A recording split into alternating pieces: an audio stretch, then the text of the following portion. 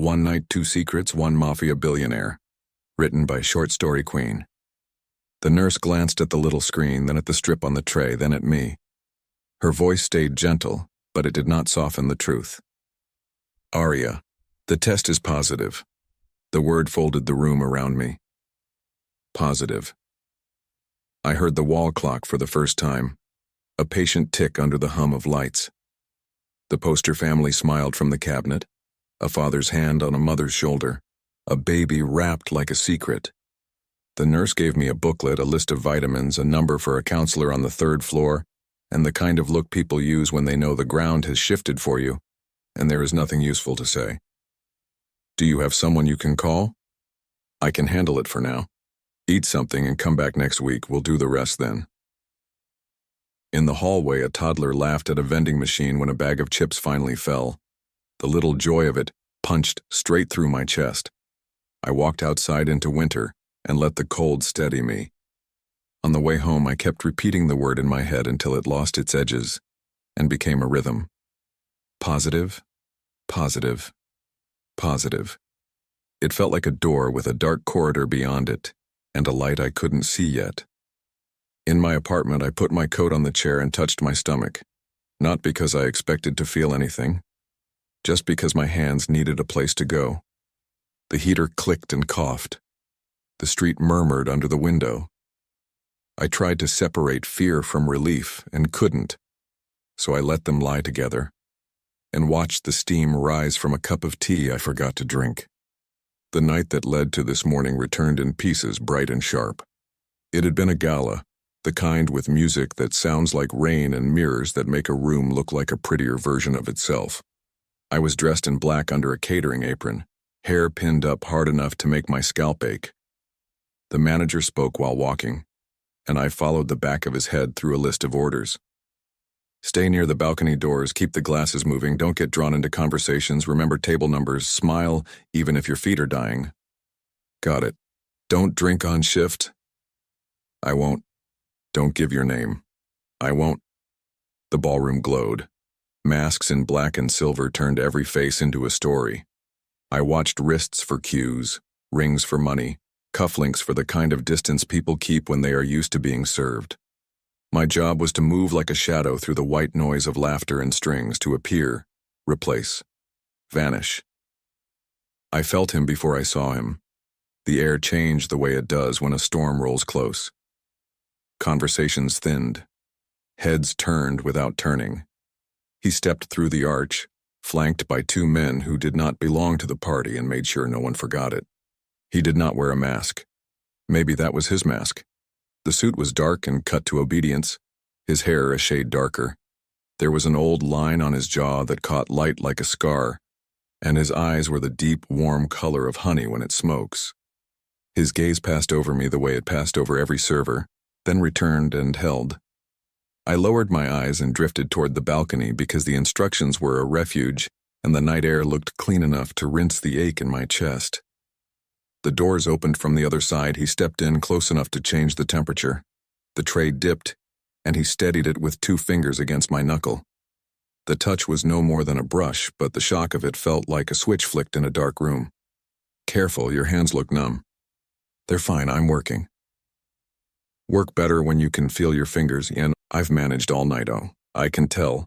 He took a flute and for a second studied the bubble climb as if it might confess something. The winter beyond the door tugged at my apron. He stepped out and turned his head, an invitation without words. I should have angled away. I stepped after him because it felt safer to breathe where the air moved. The balcony held a cold river of black stone. The city's lights shook in the water. When he set the glass on the railing, the corner of his jacket lifted and a muted metal outline flashed at his hip before the night took it back. My throat tightened and he noticed, and something like a smile flickered and died. You didn't see anything. I mind my job. Good job. It's a charity gala. People bring their secrets everywhere. That sounds exhausting. It is a life. He looked at me then with the focus of a man who decided long ago to only give attention in straight, unblinking lines. Up close, the scar was thin as a stitch. There was a tiredness around his eyes that did not belong to parties. He stood like someone used to making rooms tilt the way he wanted. Something in me understood that and wanted to move the other way, and something else wanted to see how close I could stand without burning. What should I call you? You shouldn't call me anything while I'm on shift. You can tell me and keep your job. I'll keep the rules the manager can see. Then I'll keep the rules only I can see. Does that mean you leave me alone? It means I don't force what won't be given. The way he said it settled the air. A string of outside sounds passed under us, a siren trying out its voice, a cab lurching, laughter draining into the cold. He took my bare hands without asking and warmed my fingers with his breath like a ridiculous courtly act that somehow worked. Heat crawled from my skin to my wrists to my throat. Better now. Until I go back in. Then let me walk with you. That will make my job harder. Jobs are always harder when you notice who is watching. Do you always talk like this and only when I want something? And what do you want? A moment that is only a moment. That sounds like a lie dressed like poetry. It's the opposite. The lie is that moments don't matter. He followed me inside and kept a step behind, never touching, a shadow with gravity. Eyes followed him as if the room were a compass needle. The manager noticed, did quick math in his head, and decided not to interrupt tip streams. When I swapped trays, the man took the empty and set it on the kitchen ledge with a familiarity that said he had seen many kitchens from the wrong side of the door. You know your way around exits. I learn buildings the way other people learn names. You don't like names. They are useful and dangerous. So are you. Yes, you should leave me to work. I shouldn't be here either. But you are. Only until the moment ends. A side corridor under the staircase offered a pocket of quiet. A wedge of night through a small garden door left ajar for air. I stopped because the hum of the ballroom made my skin itch, and he stopped because I did. And for a long breath, neither of us moved. The garden smelled like cold stone and boxed flowers. Ivy darkened a wall and a thin fountain tried to sing. It was pretty in a way that makes you angry when you are tired. Last chance to keep the night clean up. I don't remember asking for clean. You'll remember what you choose. I already do. He touched my face with a caution that felt harder than force. I could have turned away. I didn't. The kiss was not careful and not cruel. It was certain. He tasted like winter and an idea of warmth I wouldn't be able to forget. The sound I made when I broke for air surprised me. Tell me your name. No. Tell me what I should call you in my head. Nothing you can use. I'll find a way anyway. You probably will, don't. My life is complicated. I earn rent one tray at a time. That's complicated in a different language. That part I respect him. Then respect this too, don't look for me. He laughed once, a small sound that made his eyes warmer and then cooler again, as if the feeling embarrassed him, as if all softness had to cross a border with a forged passport in his body. I won't promise. Try. I'll try.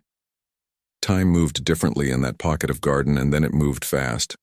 I returned to the bustle with a new tray and an unsteady calm. He did not follow.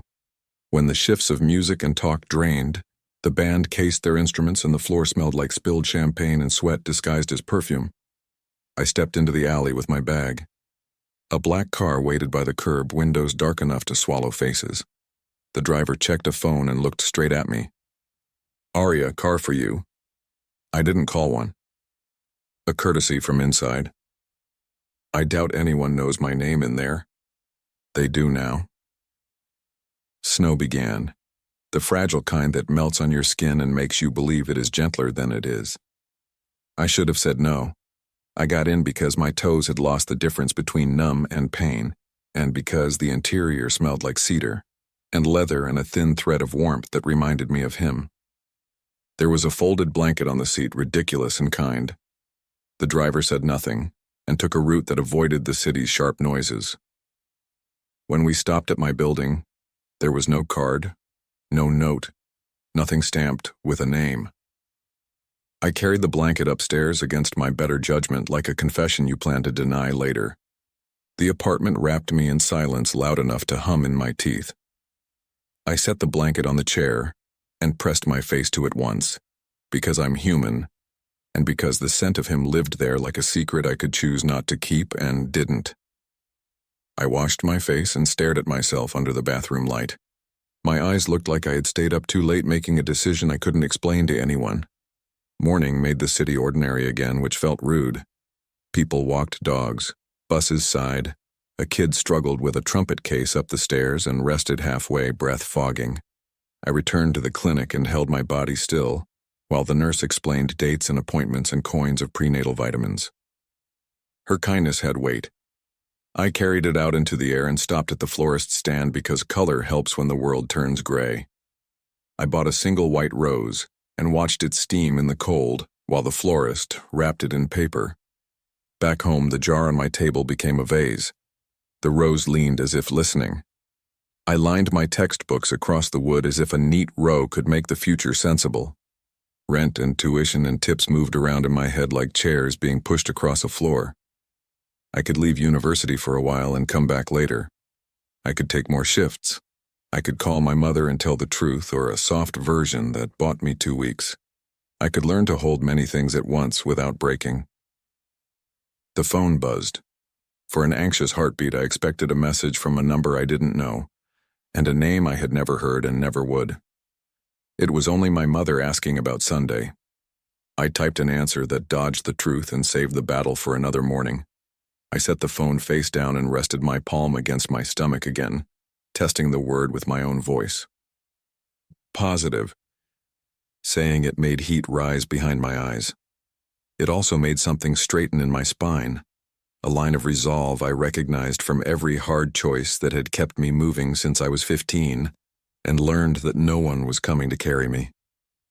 I could not pretend I wasn't afraid. I could promise myself I would not let fear make the choice for me. The child was already a shape inside a future I hadn't imagined. I would be the person between that shape and the wind. I'm Aria, I told the quiet room, because first introductions matter even if no one hears them. It's you and me. We're going to be okay. The day slid into evening. The apartment dimmed the way small spaces do when the sun leaves, each object taking back its true color.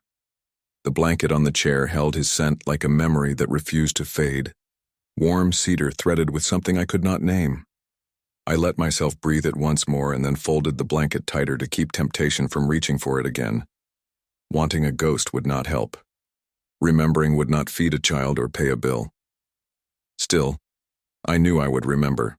The balcony air, the way he noticed my shoes, the precise heat of his mouth, the steadiness when he said he would try to do a thing he did not know how to do. I stood at the window with my hand on the glass and watched a woman carry a sleeping toddler past the bodega light. The child's fingers opened and closed against her shoulder the way babies dream. For a breath, my heart stumbled, then found a new rhythm. On the counter, the booklet from the clinic waited with tidy fonts and gentle diagrams. I flipped it open and traced a line I did not yet understand. The words softened a little of the panic and hardened a little of my resolve. I picked up a pen, wrote a list I could manage, and underlined one thing, because sometimes you only need a single instruction to get through the next hour. Eat. I toasted a slice of bread, watched butter melt into it, and ate the plainest thing I could stand. When the heater clanked, I decided it was a good omen, a machine promising to keep going even when it sounded like it might fail. I took a deep breath and smiled at the rose like a fool because I needed to practice smiling at something. I won't fall in love with a smell, I promised the empty room. I will fall in love with what I can hold. The night breathed against the window. Somewhere far away, a siren rose and fell. My life narrowed to a warm apartment, a white flower, a folded blanket I would not touch again until I knew who I was with or without it, and a heartbeat I could not hear yet and already believed in. Winter moved in slow, deliberate inches. I learned the routine of mornings with nausea and afternoons with work that stretched longer than the light. I stopped tying my apron too tight and bought shoes that forgave me. The manager watched me count tips like a gambler smoothing cards and tried to find shifts I could keep. You sure about doubles? I need them. Don't fold on me. I won't. I delayed telling my mother until the truth felt sturdy in my mouth. When I finally called, the line held a long breath and then a simple question. Are you safe? I am. Do you have everything? I'll figure it out. Then you will. I filed the pause forms for classes and wrote a neat reason I didn't believe. Friends texted and I answered with jokes because jokes hide worry better than silence. I learned the rhythm of taking care. Bland food, short walks, steady sleep when the city allowed it. I talked to the small pulse inside me without thinking about how strange it would sound to anyone else. I promised to stand between this new life and the wind, and felt the promise settle in my bones like a beam. The first kick came in the grocery aisle while I compared two brands as if pasta mattered. A soft tap from the inside, precise and impossible. I braced both hands on the cart and grinned at a row of jars until a stranger grinned back, assuming I had shared a joke. At the clinic, the monitor translated mystery into sound, and the room filled with a rapid gallop that startled me. The doctor turned the screen and pointed with a blunt pencil. Twins. Are you certain? Very. Congratulations. The word doubled every list in my head. 2 names, 2 coats, 2 beds I did not own and would find. The idea made my throat tight and my heart light at the same time. I carried the news home through a veiled snow, listening to a winter city grow quiet the way it does when it decides to be kind. Time leaped in clean steps after that. I folded secondhand onesies and lined tiny socks like shells on the table. I taught myself to sleep in narrow strips and let the fear pass through me like weather. I let joy in when it knocked gently enough not to scare me. I talked to both babies in the calm hours and told them ordinary stories because ordinary is the ground under every miracle. Labor started at dawn with a measured pain that turned into work. I counted the minutes and then stopped counting because counting made time longer. The car service number from the clinic worked on the first ring. The elevator hesitated, so I took the stairs and blamed the shaking on the handrail. At the hospital, lights hummed a high note, and the smell of antiseptic gave the air weight. A triage nurse with quick hands guided me through the check-in boxes and placed a band around my wrist with the authority of someone who spends her days trying to keep chaos from having its way. Room 9, small sips of water, breathe the way your body wants them. Is anyone else allowed in? Will be enough. The monitor stitched my efforts into a moving line. The nurse adjusted straps and touched my shoulder in a way that kept me inside my body. The doctor arrived, efficient and warm, and checked my progress with hands that knew 100 paths through the same forest. They look strong, you're doing well. Both okay. Both okay. The room turned into a tunnel of breath and instruction. Pain came like a tide and then like a wall, and I climbed it because there was no other road. Time lost edges and became only work and the bright points of faces leaning over me. The first twin arrived with a cry so loud it sounded like a declaration. Warm weight to chest, skin to skin, a rush of animal love I understood without translation. The second took longer, stubborn in a way that felt familiar. A team shifted, steadied, tried again. The second cry came thinner but sure. For a beat, I thought the air itself would lift me. Let me see, I managed, and the floor moved. The sound started low, a groan threaded through the walls too large for the room. The clock trembled. The tray rattled. The lights blinked and returned with the wrong color. Then the building rolled under us and a nurse's calm turned into command. Earthquake, move. A ceiling tile dropped and burst in chalk. Dust turned the air into gray fog. Somewhere a sprinkler started its own rain. The doctor threw an arm over an incubator to keep it from wandering. A nurse braced the warmer. Another locked the rail of my bed and wedged her legs like anchors. The bed lurched. The baby on my chest let out a startled sound that rearranged my organs. We're going, the nurse shouted over the alarms. We'll put you together again on the other side. The hallway had become a corridor of noise and motion. Half the fixtures were dark. A beam in the distance showed dust like snow. A cry echoed and multiplied, My body shook from work and fear.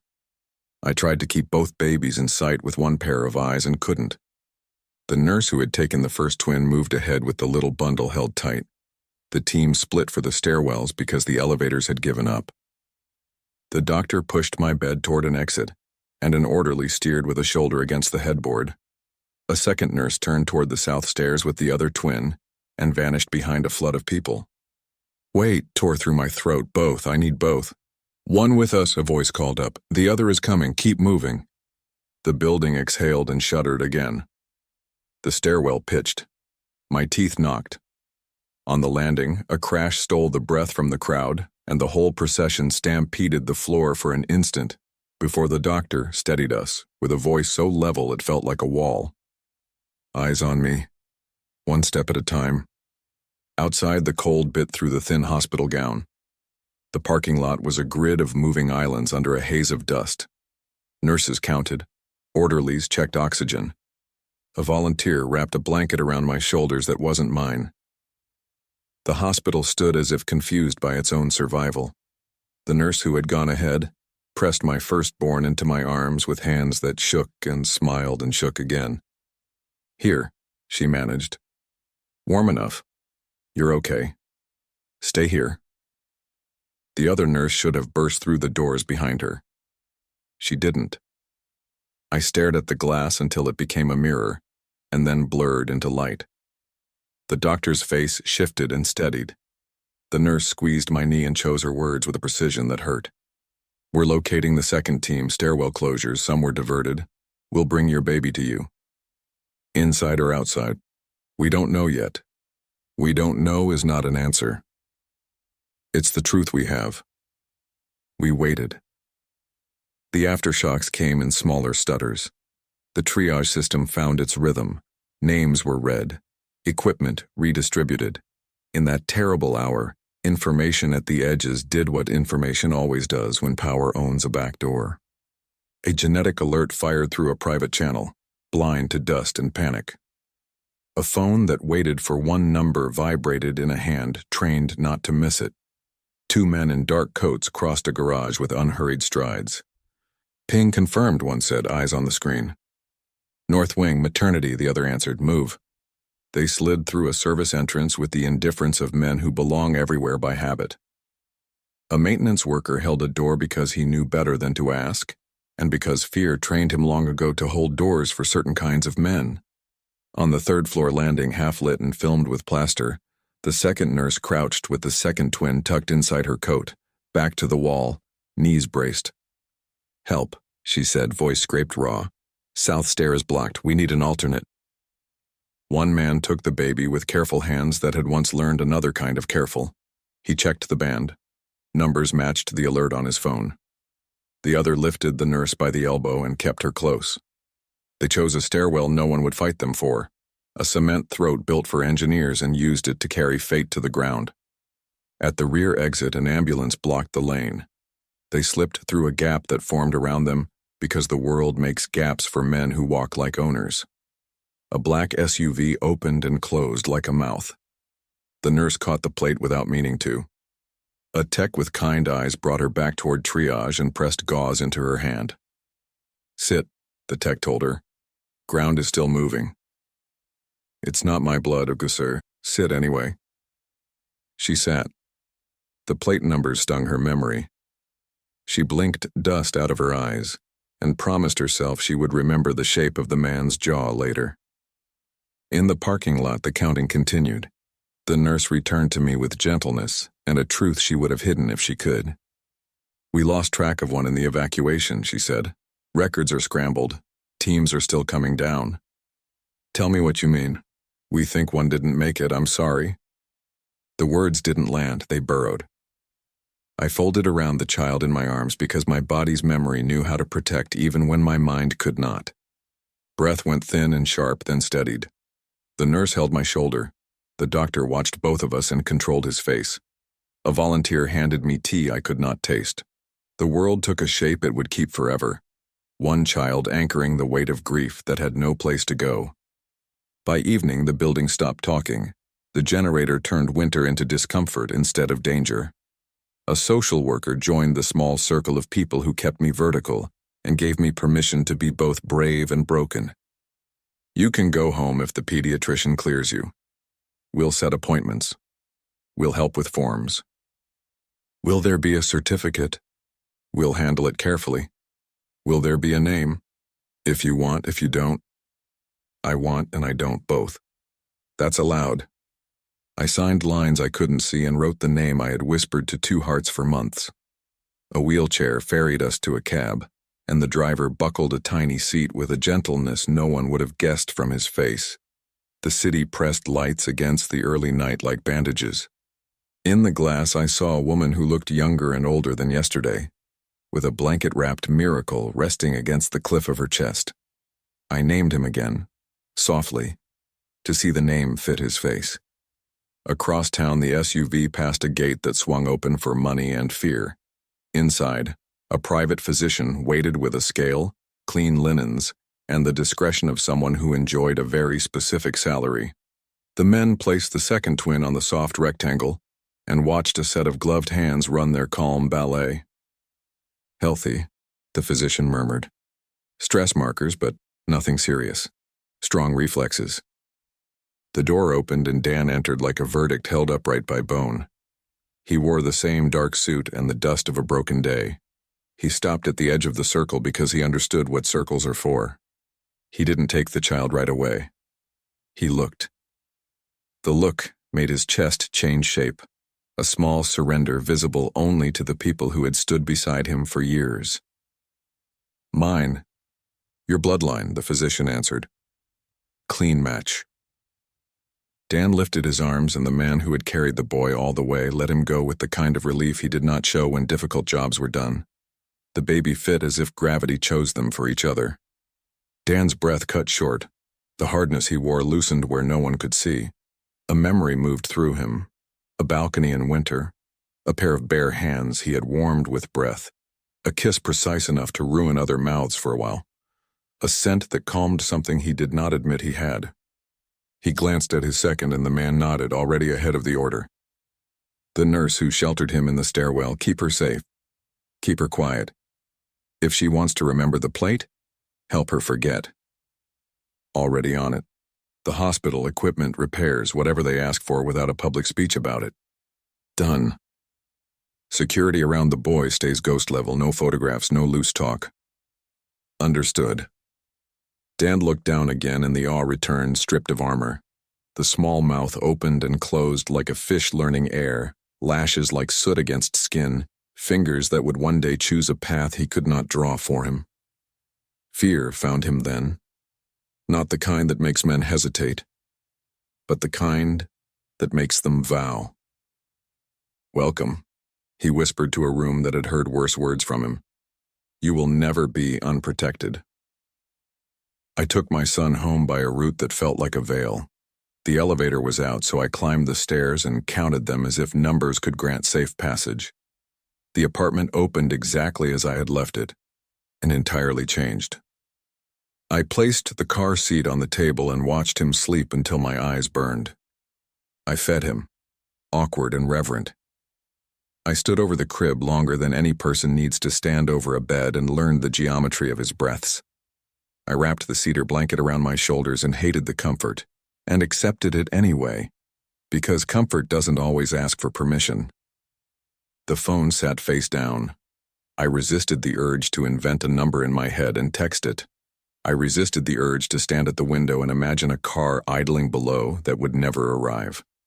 I whispered both names into the quiet, one for the boy who would wake me in an hour, and one for the boy the world had told me I would never hold. The sound of them together filled the room and settled somewhere I couldn't reach. We're going to be okay, I told my son. We'll be more than okay. I don't know how yet. I'll make a way. The city breathed softly through the glass. Somewhere else, a man I could not name held a child whose face matched the one in my crib and made plans like bricks. We were 2 points on a line fate had drawn with a shaky hand. Between those points stretched a thread bright as wire, thin and unbreakable, humming through the dark. The apartment taught me a new clock. Feeding set the hours. Laundry filled the minutes. Warmth and worry marked the seconds. Nights were long sheets of dark I learned to fold without waking the baby. I stood at the window and watched the city breathe like a giant animal. Buses sighing, streetlights blinking, a neighbor holding the lobby door with a knee because her arms were full. Grief kept its own schedule. It came when the kettle whistled, when the elevator stalled between floors, when a stranger pushed a stroller across the street and looked both ways like a prayer. It eased when a small hand wrapped my finger. When the first smile broke, like weather. When sleep landed kind on both of us at the same time. The hospital called us back. A pediatrician with gentle wrists measured my son's weight and watched his eyes follow a red dot. The nurse from that night adjusted a clip and made a neat row of bandages on a tray. We did not talk about shaking walls. We talked about feeds, burps, and why some babies argue with the sun. A social worker left a folder on a chair and tapped it once like a reminder. Forms for the first months, you skip what doesn't fit. Thank you. If you want grief support, a number is in the back. I'll keep it. The city felt too loud on the walk home, all edges turned up. I bought bread and a jar of jam I didn't need because the color looked like something worth carrying. On the stairs, I counted steps under my breath, and the baby slept with his mouth open and a fist against my collarbone, checking the beat of me. In the kitchen, I spoke his name to the air and felt it anchor. I whispered the name I had saved for 2 hearts and let it go where heavy words go when the body can't hold them. I wrote the living name on a card and taped it over the crib so my hands would remember it at 4 a.m. The apartment learned us. The heater coughed, then found a steadier breath. The rose in the jar surrendered 1 petal at a time. I washed bottles to an old radio borrowed from a thrift store, letting soft songs settle in the corners grief kept empty. When he cried, I walked him to the window and let him count blinking signs with me. When he slept, I took apart the folder on the table. Most forms turned help into gates. Some pages were practical and kind. I filled what I could, set aside what I couldn't, and made a list with boxes I could check because checked boxes trick the brain into believing it is safe. A week later, I returned to sign what had to be signed. The woman at the desk spoke in low tones and used names like landmarks. The man in the office down the hall moved papers like chess pieces. The same nurse who had pressed a blanket over my shoulders during evacuation passed by, touched my arm with 2 fingers, and kept moving. If you need to talk, ask for me. I will. Eat. Sleep when he sleeps, even if the dishes yell. I'm learning. You're doing better than you think.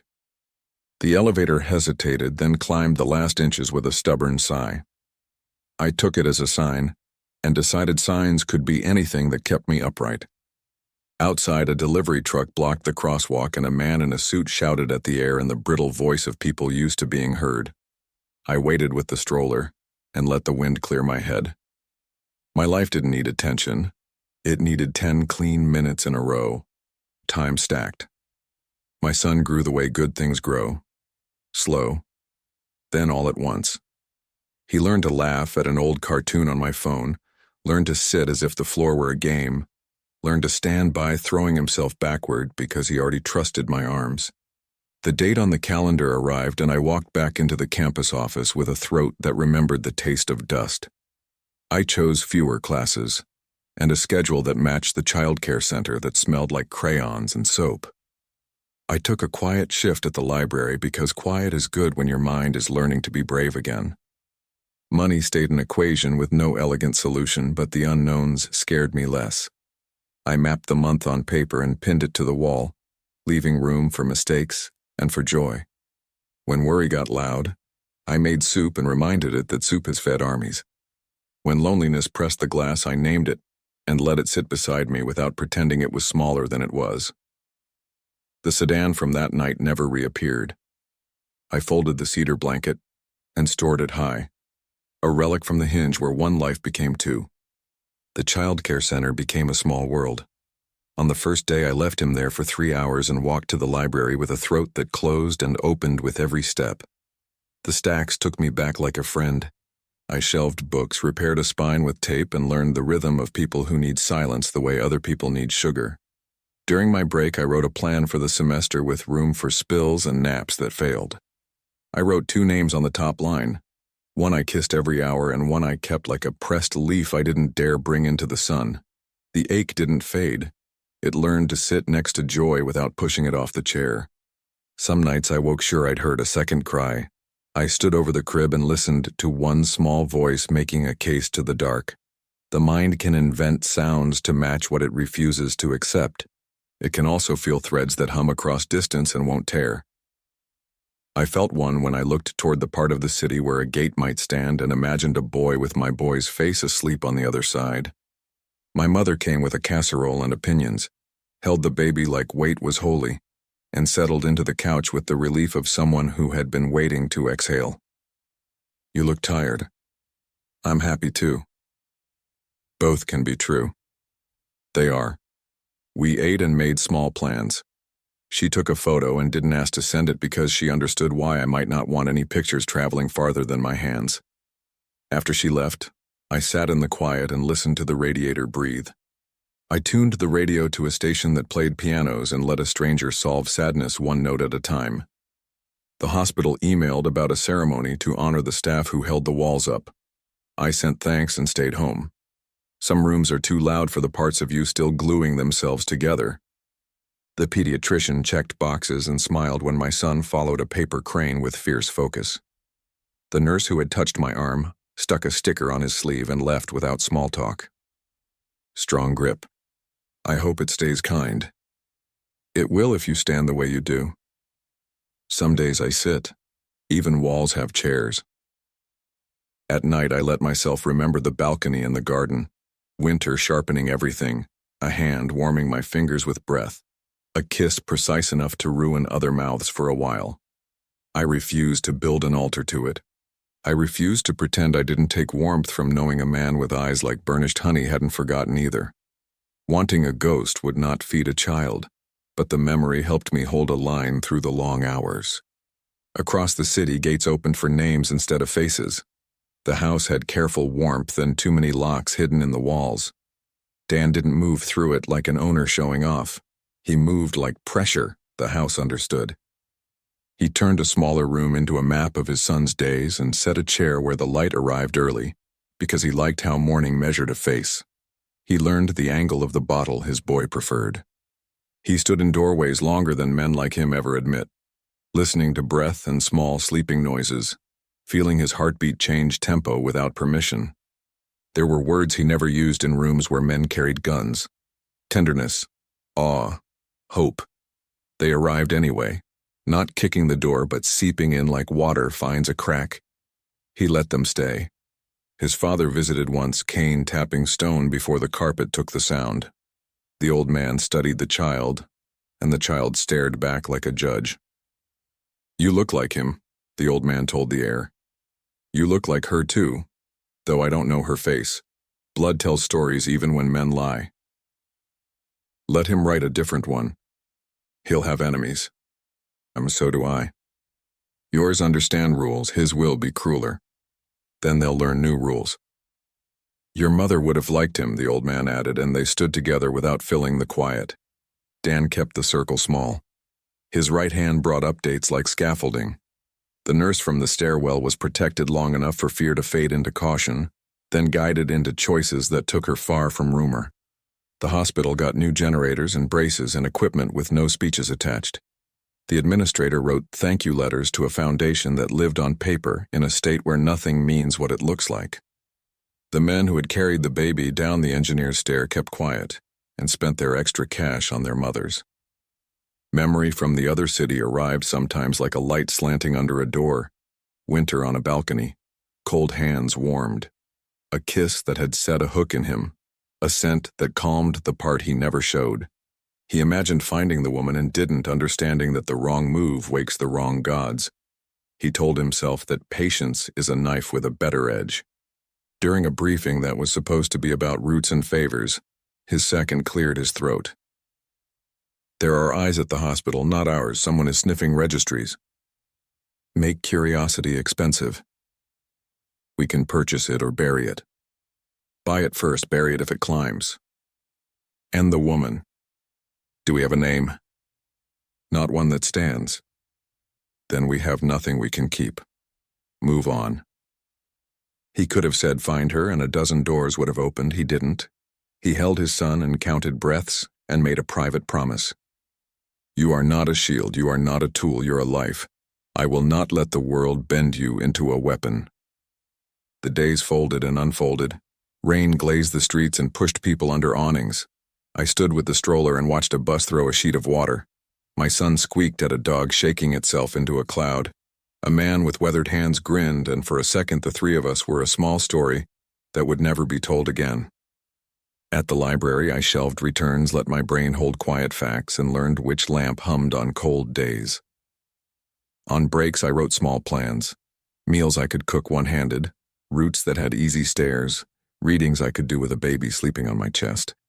I kept the folder from the social worker in a basket where I could reach it and tried not to resent it for making help look like homework. When worry rose, I stood at the window and named 5 true things. The heater's working, the rent is paid, the baby is warm, the soup will be ready, the morning will come. Some evenings I came home to a message from my mother with a picture of her garden or a recipe in short lines. Some mornings I woke to a text from a friend who didn't ask questions, just wrote, "You've got this," in a heart. I let those words sit on the table and share the room with grief until the two of them could be civil. I dreamed once that I was back on the balcony and he handed me an empty glass. When I looked down, it was full. When I looked up, he was gone, and the blanket from the car was folded on a chair that hadn't been there a moment earlier. I woke with my hand on my throat and the lamp still on, my son breathing like the ocean in miniature, steady and sure. Grow well, I told him. Be gentle with your strength, be strong with your love. Across town, the other boy fell asleep with his fist tucked under his chin in the exact way mine did. Dan adjusted a tiny sock and looked at the window not to find his reflection, but to watch the world behind him without turning. His men held a perimeter that felt like an absence. The old man paused in the doorway and listened the way people do when they think they can hear the future. You'll have to choose the moment, the old man said. Don't let the world choose it for you. I know. You think you can control all of it. I can't. I can control enough. That's your flaw and your strength. Then I'll use both. Don't make him a sword. I'll make him a man. Good, then he'll decide what to be. The house settled. Somewhere a clock argued with a second hand. Outside, a light blinked in a rhythm only guards care about.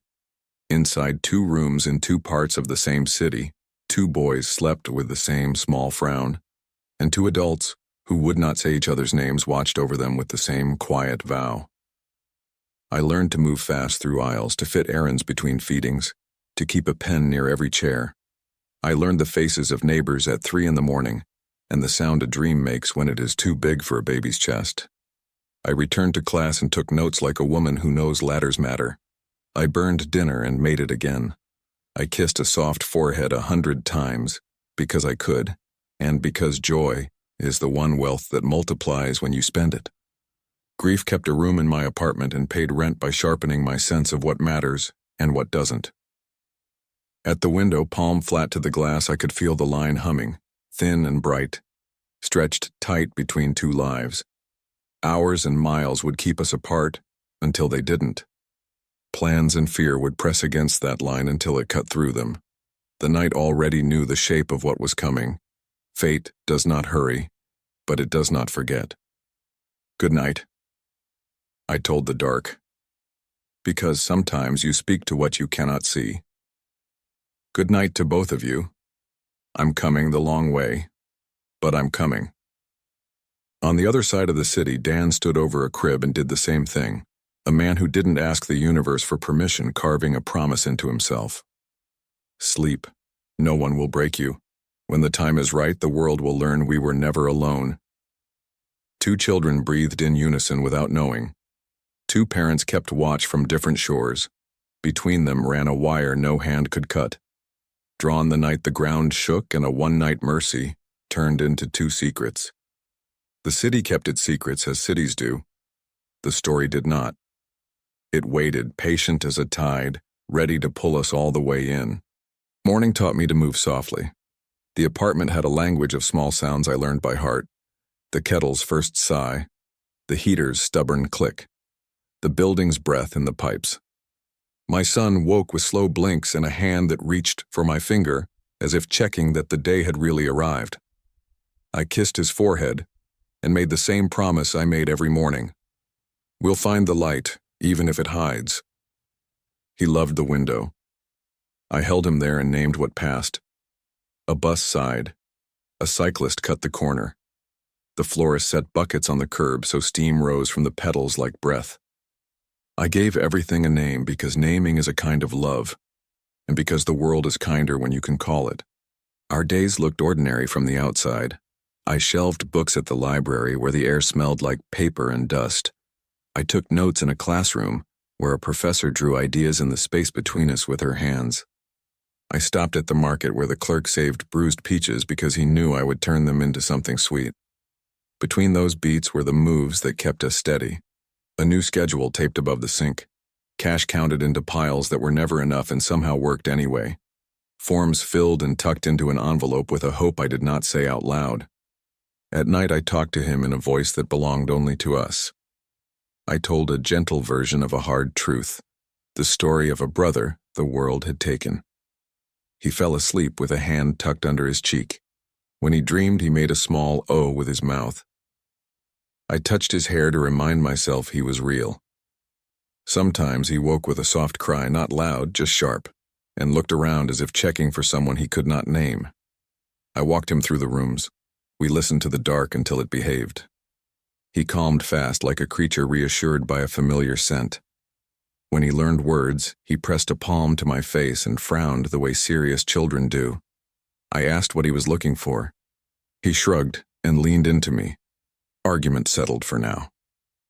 On the other side of the city, a house with too many locks tried to look like a home.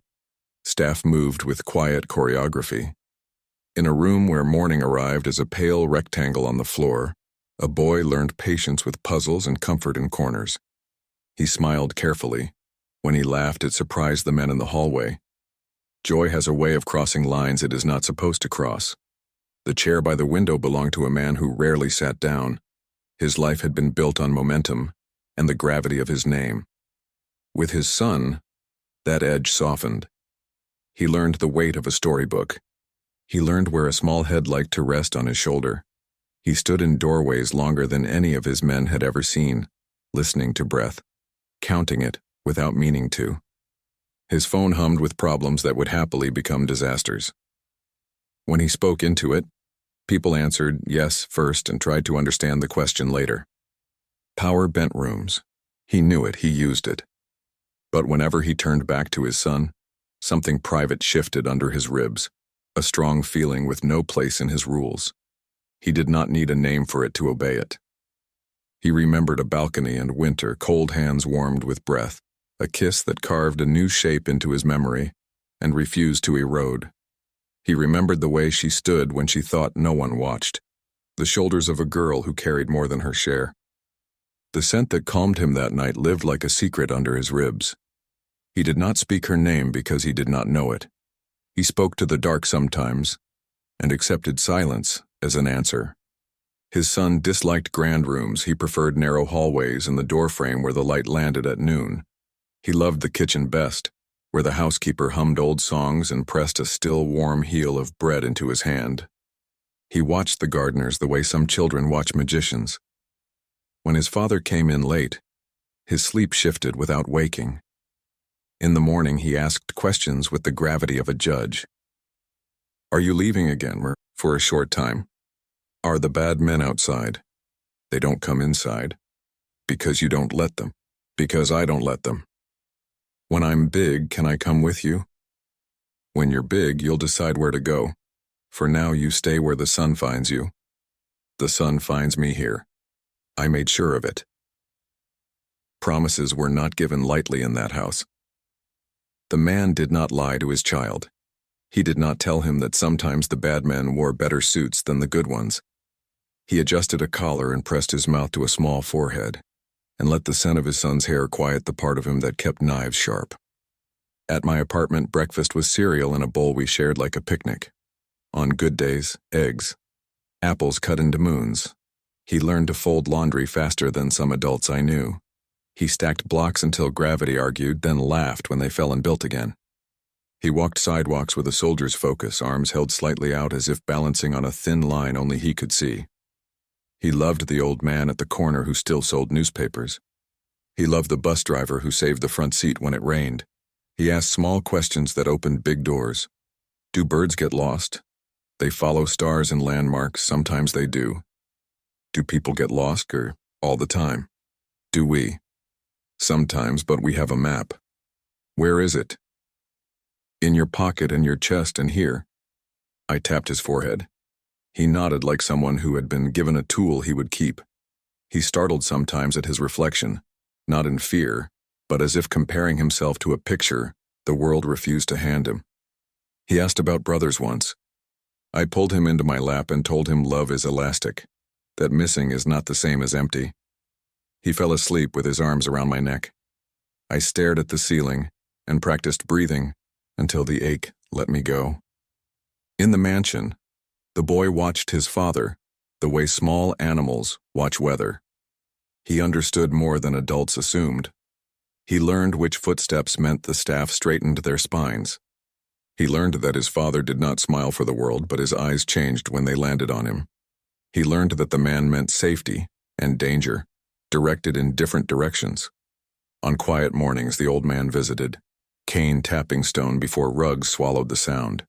He brought stories the way other grandparents bring candy. They were not sweet. They were useful. He taught the boy chess and the art of listening for what is not said. He also taught him how to laugh at the end anyway. Power is a stubborn dog, the old man murmured, moving a rook like a threat. It bites where you point it. If you are not careful, it bites you. Why keep it? Because the wolves do not stop when you ask politely. Are there wolves here? Not while we are looking.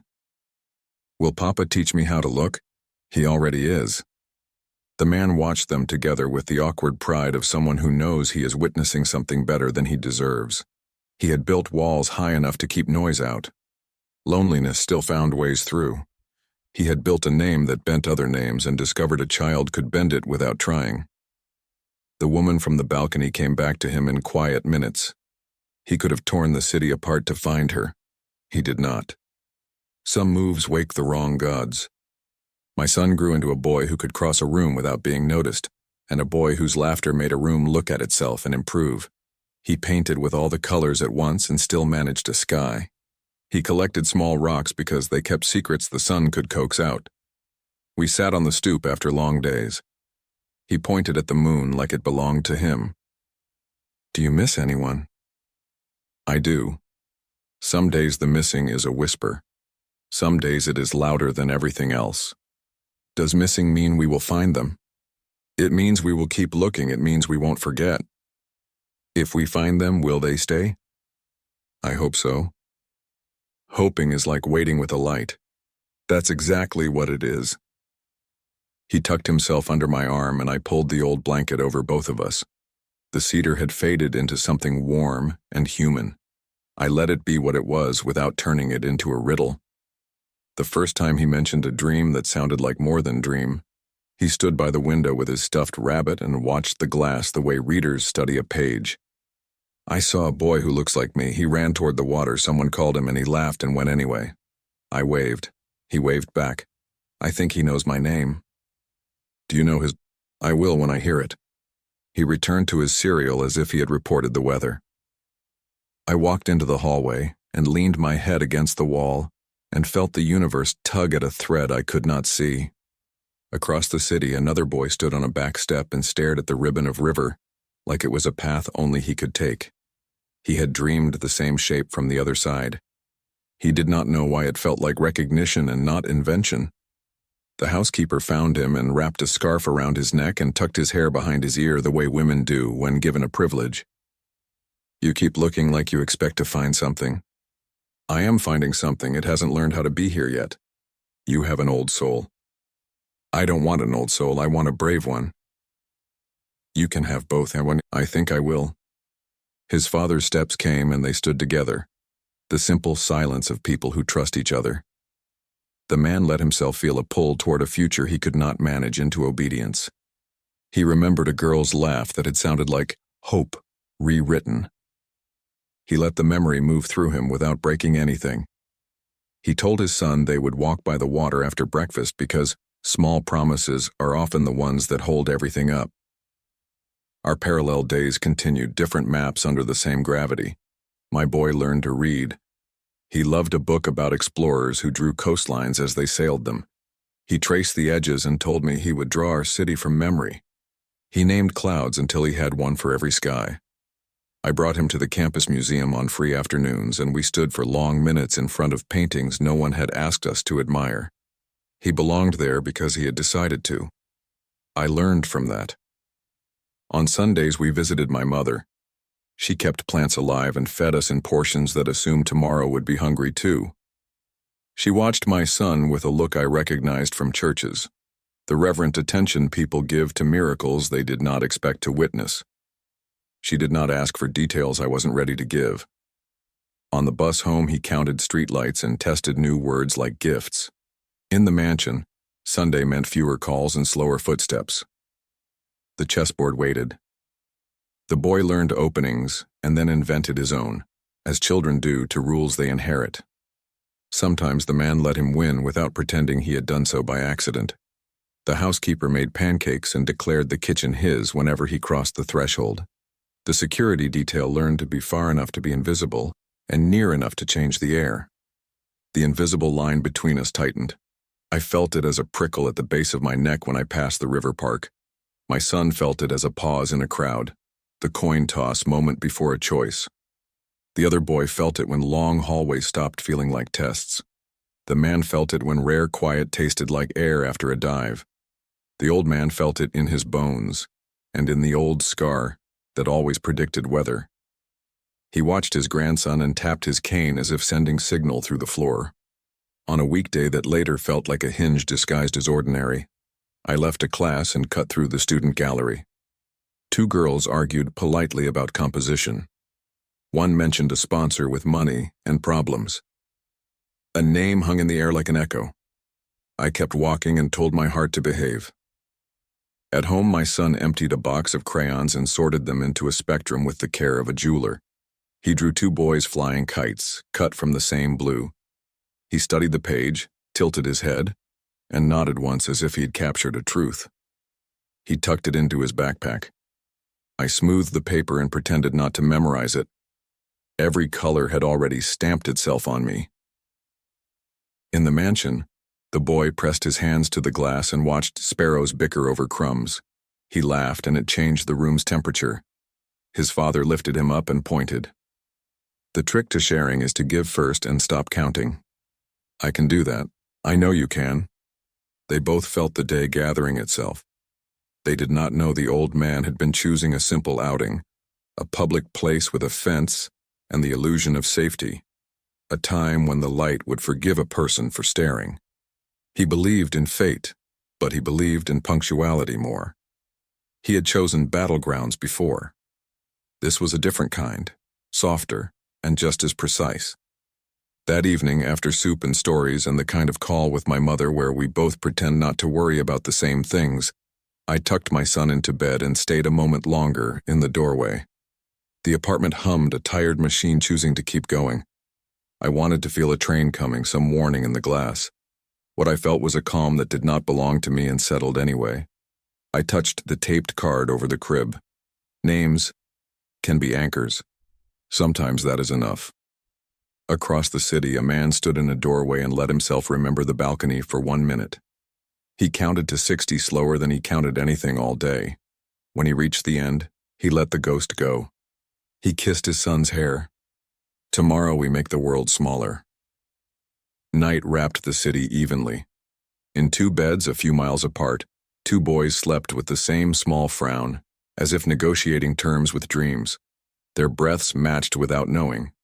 Somewhere between them a thin thread hummed once, tuned by a hand no one could see. The world kept its secrets. Fate did not. It had already started to move. The invitation arrived the way things arrive in Dan's world. by a courier who understood which doors opened to a nod and which to silence. Heavy paper, gold crest, a schedule that pretended to be about art. At the bottom, a note in a careful font. I would be honored if you joined us. Isabella. He turned the card once and watched the river through the glass. The office light cut a clean line across his desk.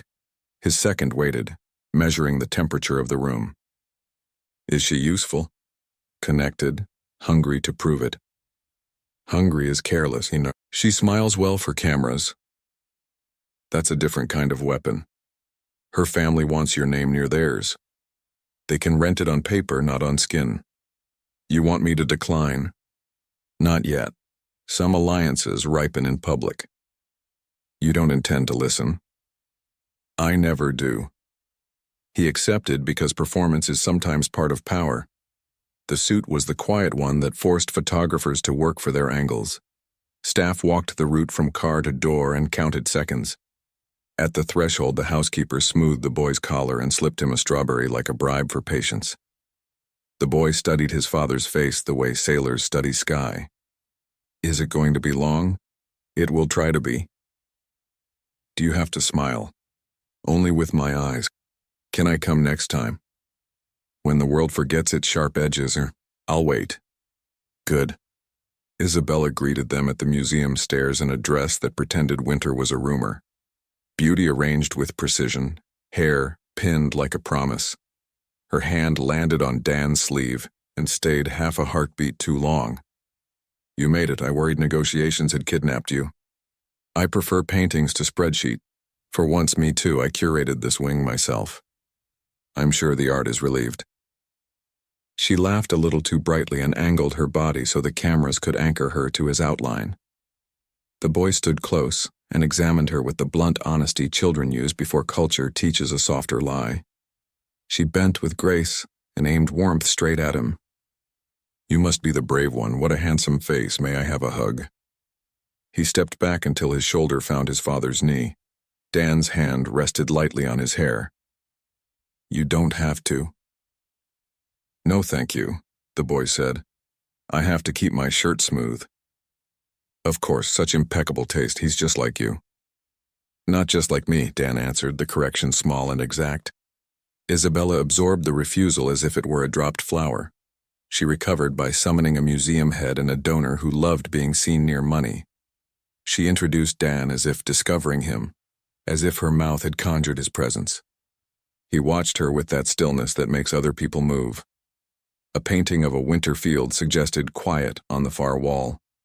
He preferred its company. They toured. Isabella's voice embraced dates and prices. She touched his elbow to redirect his attention, and learned the gesture died against him. He paused only twice. Once for a small landscape that refused to explain its horizon. Once for a photograph of hands holding a mended bowl veined with gold. She tried to translate his glances into approval. The math did not balance. The boy slid a finger along the glass of an old compass. A guard watched with that half-smile reserved for children who are both fragile and dangerous to calm. Isabella tried again, bright and determined. There's a children's print room downstairs, leaves, rollers, messy ink. Shall we go together? I'm not allowed to go with strangers. I'm not a stranger, I'm a friend. You're not on the list. Which list? My list. She blinked once and turned the beam of her charm back to Dan. He is protective, it's admirable, but a child needs a woman's touch. He needs softness. He has all the softness he requires. Wait, from who? From people who have earned it. Would you let me try? I'm occupied not making mistakes. She leaned in, voice dropping into the register used to close deals. It benefits both of us to be seen together. Your philanthropy beside my foundation. The board and the papers adore symmetry.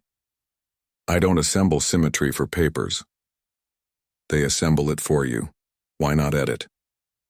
I prefer to edit reality. She laughed again, a light thrown over shadow. You're impossible. That's why I'm interested. People who are interested confuse interest with licensing. Maybe I like puzzles I can't solve. Don't start that habit. Her smile held by force. She directed them toward a wall where gold names stacked like medals. She touched one and recited a legacy.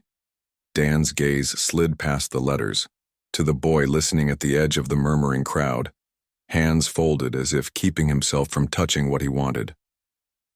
That look altered the room more than any plaque could. Under a chandelier that pretended not to remember older rooms, Isabella intercepted him near a tray of water glasses. I'm hosting a private dinner next week, families you should meet. I've promised your presence. You promised too fast, and they need reassurance, so do you. I lack that need. You think so because you've built a fortress out of indifference. Men like you forget you're allowed to be happy. Happiness is weather. I prefer architecture. You could have both. Not from you. The words barely made sound and still knocked something off a shelf between them. Her mouth tightened, then smoothed by training. She stepped aside and let him pass, then turned to the boy with one last pitch.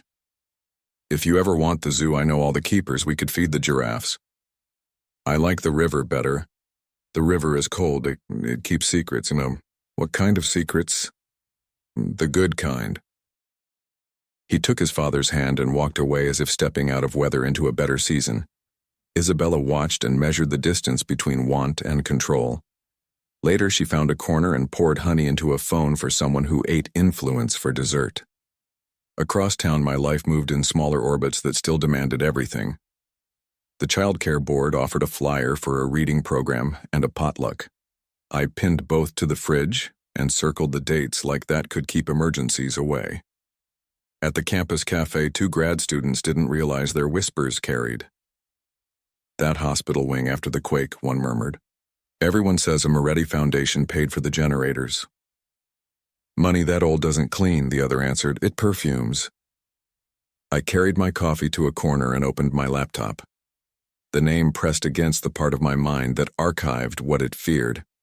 I told myself it was common. I told myself it belonged to a different night, a different city. Logic is polite. The body is not. My hand shook just enough to wobble the cursor. I typed about supply curves because the practical is my anchor.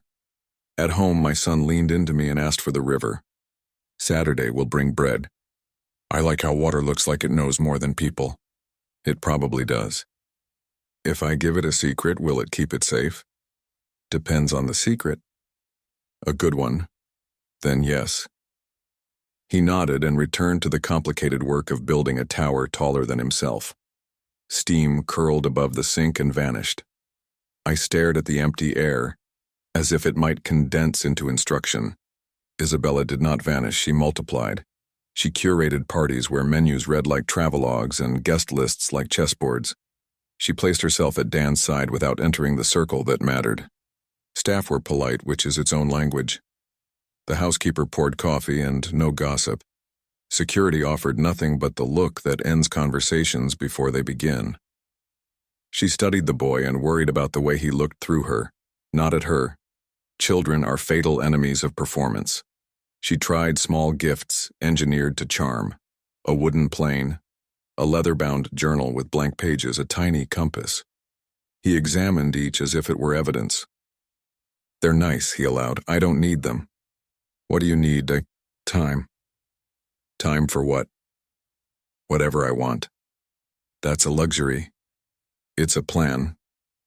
You sound like your father. I am like him. I am also like someone else. Who? I don't know yet. The answer unsettled her more than any refusal. Later, she approached Dan with a careful tone. He's precise. A little softness would help. He has softness. From who? From those who earned the right. You keep repeating that word. It matters. It limits you. It protects us. You hold your life like a blade. Doesn't your hand get tired? Only when I forget what it's for. And what is it for? Cutting through liars. I'm on your side, Dan. I don't have sides. I have responsibilities. Let me ease one. The dinner. Just 3 families. No press. It will look like nothing and be everything. Say yes. I'll send someone. Send yourself. You are persistent. I like winning, I like not playing. The refusal was simple. It left no crack for hope to graft itself. She excused herself with grace and dialed a different number, a voice she used for threats, tied with ribbon. I can change the optics, she murmured. I need a favor at the museum and a headline. If he won't have the picture I offer, I'll make sure he's seen next to a shadow. Careful, the voice warned, he is not a forgiving man. Forgiveness is not my market. Leverage is. She planned a smaller moment when larger ones failed. She arranged to be at the river route where Dan walked with his son when the air was clear. Cream coat, quiet boots, timing that pretended to be accidental. The boy noticed her the same moment the dogs did. What a surprise, she offered. I didn't know you walked here. You knew, the boy said. And it's a small city. It isn't. Dan kept his hand on his son's shoulder and pivoted toward the water. Isabella matched pace. I brought cocoa. Too sweet, but sweet is allowed near water. Would you like some? I have mine, the boy answered, lifting his thermos. It's good. I can carry your cup while you climb the rocks, and I don't climb when I'm watched. You're always watched, not by you. They stopped near a bench. Dan faced her, not unkind, not warm. You are relentless. I adapt elsewhere. You can't avoid every alliance. Your son needs a world. He has one. He needs a mother. He has a mother, the boy said, sure. Isabella blinked. I meant a woman in his daily life. I heard you, the boy replied. I answered. Dan's hand tightened once in quiet pride. Isabella looked at the river and worked her face into calm. I will not be erased, she said. I've given too much to be made invisible. No one erased you, Dan answered. You wrote yourself into the wrong story. She held his gaze a heartbeat longer than was wise, then turned and left a stripe of cold perfume. The boy watched the water until the scent thinned. Can we feed the birds? We can. Do you think the river knows our names? It knows mine.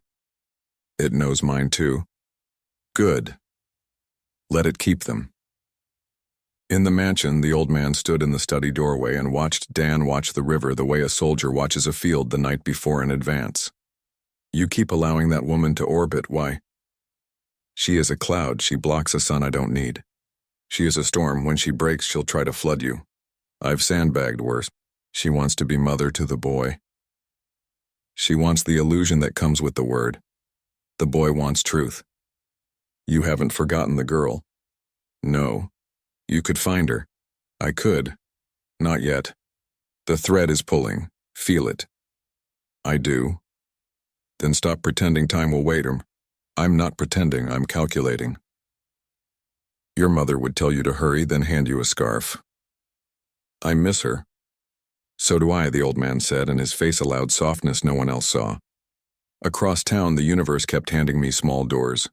A guest lecture on housing policy turned into a conversation with a woman who ran a nonprofit. She pressed a card into my palm. Come by, we need people who can carry more than one thing at once, and I can do that, I can tell. Parents in the child care hallway debated the value of money that arrives with rumors attached. That donation saved lives, one insisted. I don't care what name is on the generator. They fix what they break, another said. It's like laying a better carpet over blood. I signed the sheet, lifted my son, and left before opinions hardened into something I couldn't swallow. That night, he drew with fierce calm, a boat on a river, 2 figures on deck, lines of wind in the corner. He wrote a single word under the hull. Soon. Where are you going? I asked. To the park by the water. Not tonight. Soon, can we? We can. He weighed the paper with a smooth stone and tucked himself under my arm. Isabella sent tickets to a children's theater premiere in a box that performed taste. The housekeeper placed them on the table. The boy studied the cartoon wolf and frowned. Do wolves get to be only wolves? They get to be what keeps them alive. Then I like foxes better. Me too. Can we go to the river instead? Yes. When Isabella arrived that afternoon with a coat that didn't know cold, a guard with a jaw like a lock relayed a message in polite stone. They're out, no schedule to share. I can wait. You will wait a long time. She left with her coat unbuttoned as if temperature bowed to her. In the car, her driver watched the mirror and kept his thoughts in the bank account. Night found Dan by the window again, the old man's cane a metronome behind him. You cannot keep the door closed forever. I can keep the wrong feet from stepping inside. And the right ones. I trust one set. You think trust is a number you can control. I know it is smaller than I want and larger than I admit. Choose the moment, don't let the world choose it for you. I'm working on it. Work faster. At home, I packed a small bag for Saturday. Bread for ducks. Cocoa, not too sweet. Extra gloves. My son placed the river drawing on the table and patted the stone as if it were a faithful dog. He looked at the map on the wall for a long time. Do you think the river knows a secret about me? I think it knows two. Two is better than one. Sometimes. If we meet someone there, will we be kind? Always, even if they aren't. Especially then. He nodded, satisfied with the rule that could hold. He went limp in the way children do when they trust you to carry the whole of them. The apartment was quiet enough to hear the heater breathe. Outside, the city turned its windows into stars. Somewhere across that map, a man stood at glass and studied a black ribbon clenched in a careful fist. Somewhere else, a woman in cream boots tallied doors without hinges. The night held both truths and promised nothing. Tomorrow, my son whispered against my collarbone. Tomorrow, I answered, and the word felt like a small boat pushing off into dark water with just enough light to guess where the shore might be. The river park woke early, the way places do when the sky chooses to be kind. Vendors rolled up metal shutters, a puppet stage creaked open, and kites tugged at strings as if impatient for wind. I'd packed the small bag the night before and checked it again anyway. Bread for ducks, cocoa not too sweet, extra gloves. On the table at home, the drawing of a boat lay under a smooth stone, as if holding the day steady. Ready? Ready. List. Bread, cocoa, gloves, and the stone, my son answered, already slipping it into his pocket like a passport. We walked the 4 blocks mostly in silence. The river showed itself in strips between buildings, a black ribbon threading a fist of light. He quickened his step without noticing. I matched him. Near the entrance, a volunteer wrapped paper wristbands around little wrists and a man fought a banner that kept folding on the letter R. A terrier shook itself into a cloud. My son laughed. The dog looked proud of its work. The water had that winter seriousness, the look of something that would accept a secret and judge it later. We stopped at the rail and listened to the low, steady hum. Do you hear it? I do. It sounds like it knows a story. Maybe it's waiting for us to tell ours. On the opposite entrance, a black car slid into a space that had been kept miraculously open. An older man stepped out with the careful grace of someone who refused to admit his knees had opinions. A boy followed, straight-backed for a heartbeat until the air taught him how to relax. A second man in quieter clothes fell into place a few steps behind, folding himself into the day with the skill of a shadow that wanted to be mistaken for tree. South path is clear, the shadow murmured. We take the long way, the older man replied. Let the wind choose us. They passed through a stretch of benches and turned toward the puppet stage. The boy wore a thermos looped across his chest and a rabbit stitched inside his coat, where only hands knew. He liked the river because it made city noise smaller, and because it was an honest thing that did not pretend. They reached the bend just as we were heading for a table where a volunteer was folding paper boats from old maps. My son chose one with a coastline and stroked the ragged edge like it might give directions. We turned back toward the low wall at the water's edge and, at the narrow corner of the path, 2 boys looked up at the same time and stopped in the same way, as if some old compass inside them had snapped to true north. The world did not exactly pause, it stepped aside. Behind glass, everything else kept moving. "You look like me," my son said. "You look like me," the other answered. They took one step closer, the careful kind that makes a mother's throat tighten. Each tipped his head to check the mirror from another angle. The faint line near the eyebrow matched. The dimple matched. The gold flecks in the eyes matched. In the space between them, the air changed. "Do you dream by the water?" "Yeah." "Do you like foxes more than wolves?" "Always." "Same." They laughed with the same shape. People nearby glanced and then looked away the way crowds do around magic they didn't buy. I stood very still because moving felt like the wrong language. A few feet away, the older man lowered himself to a bench. He watched without blinking, measuring the curve of the moment, as if it were a tide. He did not call out. He didn't break the line. The shadow adjusted his distance and became a hedge. "Stay back," the older man murmured. "Let the river work." "What's your name?" my son asked. "Noah. Yours?" "Nico." They tried the sounds like stones for skipping, feeling weight and lift. "Noah," Nico repeated, as if tasting something familiar. "I know that name." "Nico." Noah repeated, "Don't me too." I felt the ground tilt in that quiet way it does when the world introduces you to a truth you both recognize and fear. The smell of water rose above the sugar from the food cart. My heart made a new shape inside my ribs. "Good morning," the older man offered, voice pitched for calm. "Good morning." He looked at me with a softness his face probably no longer gave strangers. It wasn't sentimental. It was precise. His gaze moved back to the boys and returned to me, confirming what he already knew. He took a breath as if to say it and then did the hardest thing a man like him can do. He let the truth wait. "Fine morning for boats," he said instead, nodding at the little map folded in Noah's hand. "It is." "You picked a good map. Coasts make better sailors. We're learning. Good to learn early." Noah tugged my sleeve. "This is my new friend Nico. He knows about foxes." "Nice to meet you, Nico." "Nice to meet you." The older man's eyes flicked over my face. He looked like a man comparing a photograph to a memory he'd been forced to live with for years. A balcony in winter, a girl who steadied him without trying, a scent he couldn't forget. He didn't believe in fate. He believed in patterns. This one rang like crystal. "Do you two want to race the boats?" he asked. "The current's stubborn today. It likes a fight." "Race," Noah grinned. "Race," Nico echoed. We took the steps down to the low stones. The shadow drifted past us and stood farther along, casual as a fisherman. The bridge threw a ribbon of shade that made a perfect finish line. "On three," I said. 1, 2, 3. They set their boats in the water. The current made a joke first, then a lesson.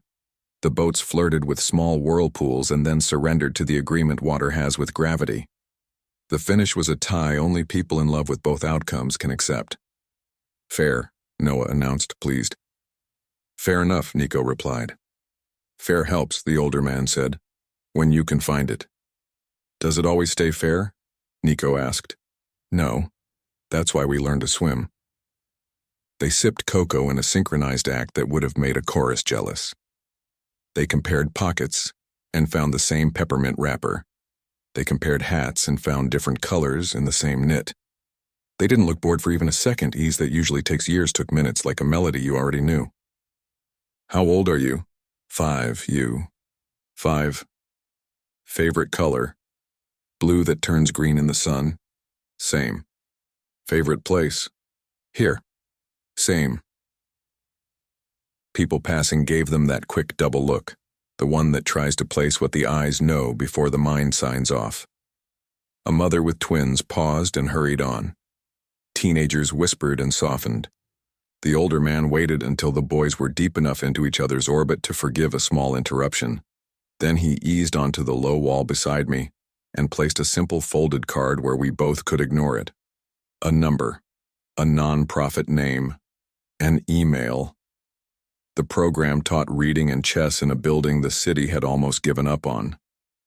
"We're looking for a coordinator," he said, not quite looking at me. "The hours can be arranged. It matters. The director is fierce and hopeless at paperwork. She needs a person who can carry more than one thing at once." "I can do that," slipped out of my mouth before caution caught it. "I mean, I like that kind of work. You seem like someone who finishes what she starts." "I'd try. It shows." We watched the boys without talking. Noah laughed at something Nico whispered. The sound hit me like a bell I'd been waiting to hear. My fingers loosened on the cup. "What's your name?" "Marco." A grandfather with more time than patience. "Aria." The syllables made a flash cross his eyes quick as a fish beneath the surface. He contained his face because men like him practice not to show their insides. His hand tightened once against his knee. "Good to meet you, Aria." He let my name sit there between us like a match. He turned slightly and addressed the boys as if reminding himself how to be ordinary. "5 minutes until the puppets," he called. "8, Nico bargained without turning. 6, Marco answered. 6.5. "Deal." He walked 3 steps away in the pretense of checking his watch. Without looking at the shadow, he spoke low enough for the wind to take most of it. "Confirm the name," he said. "Don't spook her, move like prayer." "Understood. Call the director. If there's no vacancy, make one. I want a door she chooses." "And the boy?" "He's a river. He'll reach where he's meant to if we stop building dams." The puppet show opened with a drum and a ridiculous dragon. The boys leaned forward on their elbows and didn't blink for 5 straight minutes, which is the highest compliment a stage knows. When the spoons defeated the monster, they cheered as if they'd placed a bet and won. A vendor passed by with bites of warm pastry. They split one right down the middle without being told. I noticed I wasn't counting the seconds anymore. I was counting the breaths between my heartbeat and the water's sound. "Can we come back?" Noah asked. "Saturday," Nico supplied immediately. "Saturday." They both agreed, as if stamping a contract. Marco rested a gentle hand on Nico's shoulder. "Time to go, little fock." 3 more. 2. 2.5. Deal. Noah edged closer to Nico like someone moving a candle out of a draft. He took my phone when I offered it, careful as a surgeon, and the two of them created a contact no one else would understand. Little Fox 1, Little Fox 2. They tapped and corrected typos and grinned into the tiny problem like conspirators making the world better. Marco watched and did not interfere. Some lines must be drawn by small hands. When he stood, he didn't push. He set a steady palm between Nico's shoulder blades and let patience do the work. Nico slipped something into Noah's pocket with a quick, practiced motion. Noah touched the outline and looked up, questioning. "A treasure," Nico whispered. "For luck?" Noah nodded, serious. "I'll keep it safe." "Don't spend it on wolves." "I won't." When it was time to separate, neither moved, so they solved it by not moving together. Marco's hand added the softest pressure. I mirrored him without thinking. The boys leaned into each other and held on, small arms set like laws. A sound rose inside me I didn't know I had. Not a sob, more like a chord wanting resolution. "We'll see you Saturday," I managed. "Saturday," they echoed, happy and fierce. Marco's eyes were bright now, not with moisture, but with heat that could warm steel.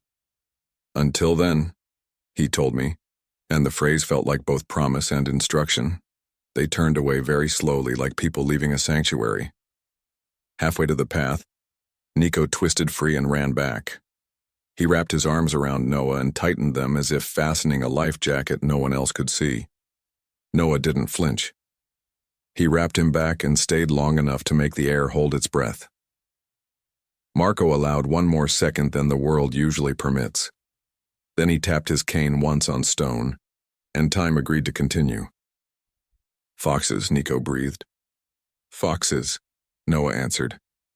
They backed up 3 steps, then 5, looking over their shoulders until the curve of the path forced them to trust memory.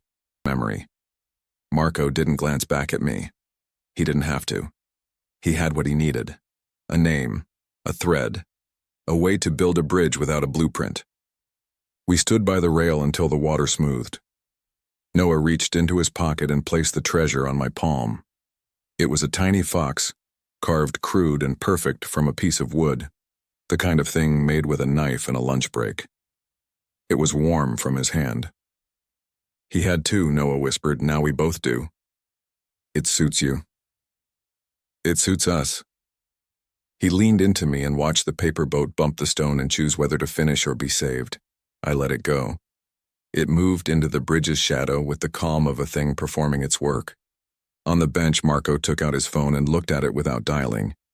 He weighed the call he'd wanted to make for years, and chose to wait. Not long, just enough to set the board so the pieces could move without shattering. Find the director, he murmured to the shadow. Ask the chess club why they lose so many queens. Tell them, I've found someone who can fix it. You have a name. I have Aria, that's enough. What about telling him?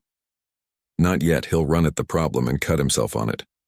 Patience is protection when eyes are on you. He stood and took one last measurement of the water, the two small figures dissolving into separate crowds, the space between them singing like wire.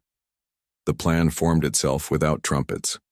A call here, an interview there, an opening at the program that would look like accident. A path that led closer without showing the gate until the day the gate could be named without danger. We walked the long way home because some days deserve longer routes. Noah pressed the fox into his pocket and kept his hand on it, like a seal. At the corner, he looked back, as if making sure the scene would not erase itself. We found something. We did. We'll take care of it. Yes. In another part of the city, a man who didn't know how to ask for what he wanted stood in a doorway and felt the day tilt under his feet for reasons he couldn't name. A woman who mistook proximity for power refreshed her reflection and rehearsed a headline that wouldn't change the tide. An old man with a scar that predicted weather smiled like a hunter who had put away his gun to learn the math of bridges. At home, the drawing of the boat matched the day more than we deserved. The stone kept its promise. The cocoa thermos smelled like chocolate and river. I placed the fox on the table for a moment and watched the late light find it, then gave it back to Noah and let him pocket the luck. The apartment hummed around us like a tired machine choosing to keep going. Saturday, he reminded me, eyes closing. Saturday, I promised. The city turned on its lights and pretended they were stars. Between two small beds in two parts of town, the thread hummed like a string tuned by a patient hand. Fate does not hurry, but it does not forget. The apartment held the morning like a breath.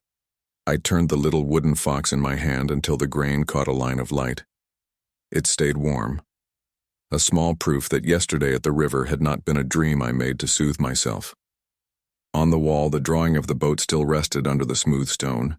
Two stick figures on the deck as if they already understood how to hold on while the world moved. I poured hot water over tea leaves and watched the steam lift into the cold air, like a question I could almost answer. Memory gave me the hum of the river, the way two boys had stopped at the same second and looked at each other with recognition so clean it hurt to watch. I kept trying to file the moment under coincidence, the drawer adults use when order feels threatened. The little fox refused to fit inside that drawer. It felt less like a trinket and more like a key I did not know where to put.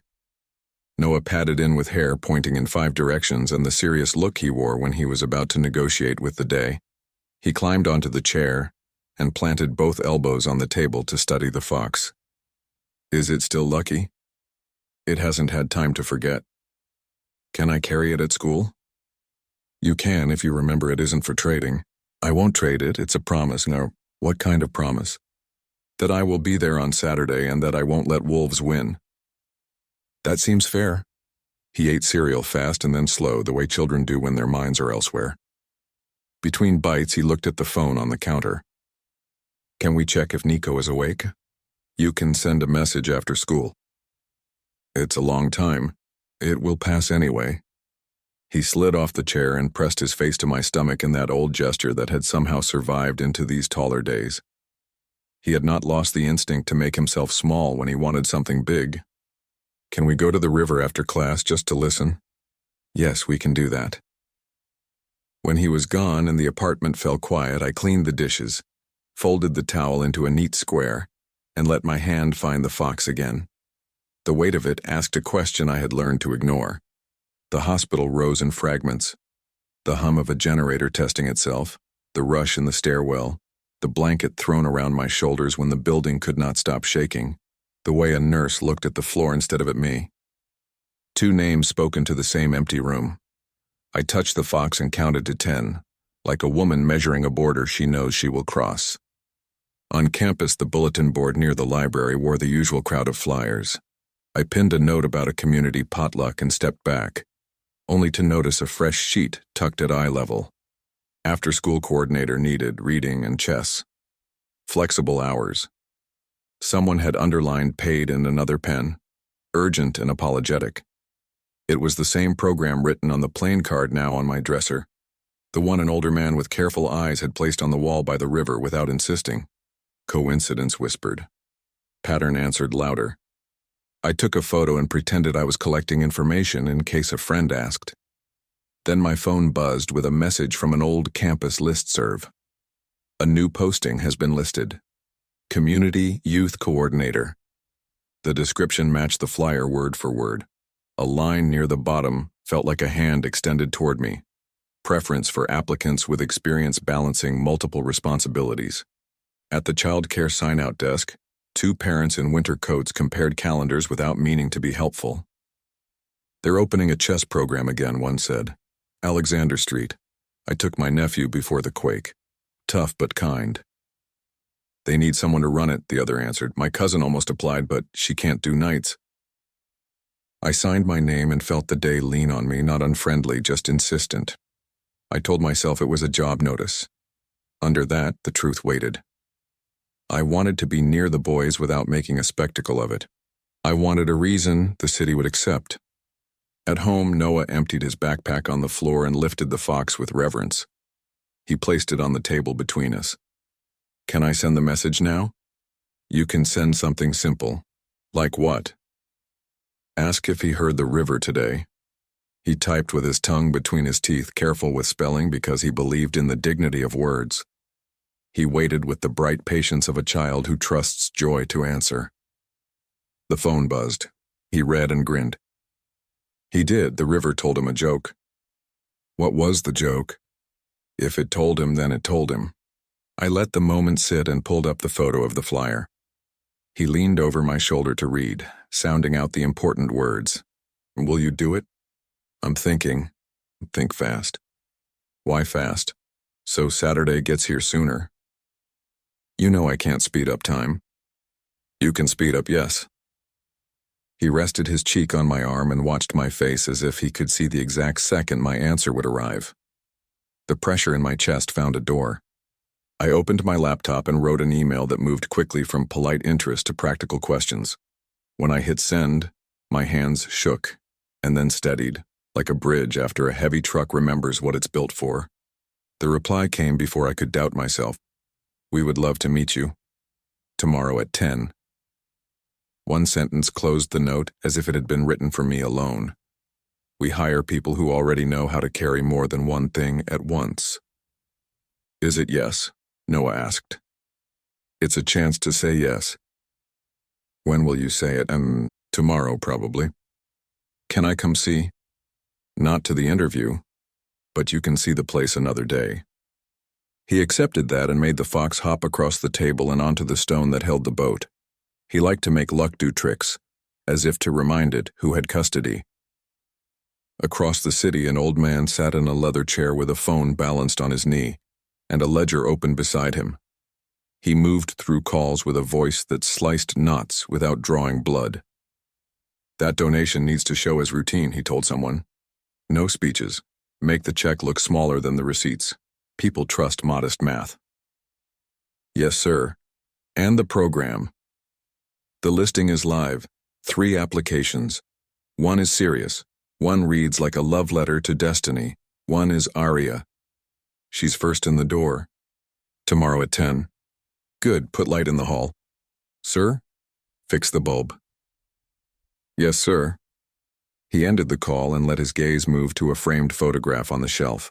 Two figures on a rocky coast, sea mist in their hair, a woman with a look that made cameras honest. He touched the frame with one knuckle and let sentiment stay exactly as long as it needed to.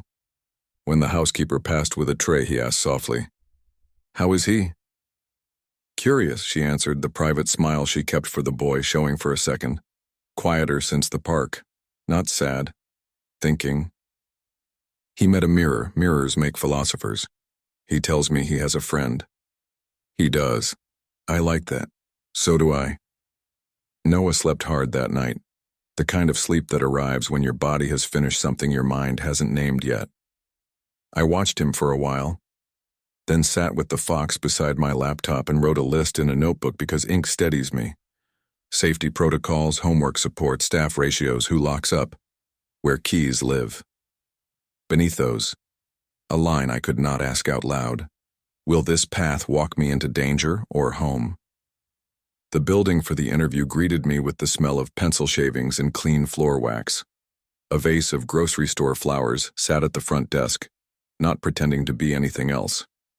A child's painting of a fox hung at a crooked angle on the bulletin board and had been left that way. The sight landed like a small promise that someone here respected the tilt of things. The director had short hair and a crisp manner that disguised gentleness. She offered water in a paper cup and waved me into a chair that had outlived several budgets. "We teach kids to show up for each other," she said. "We teach them to read harder than the day wants them to, and to play games that teach patience.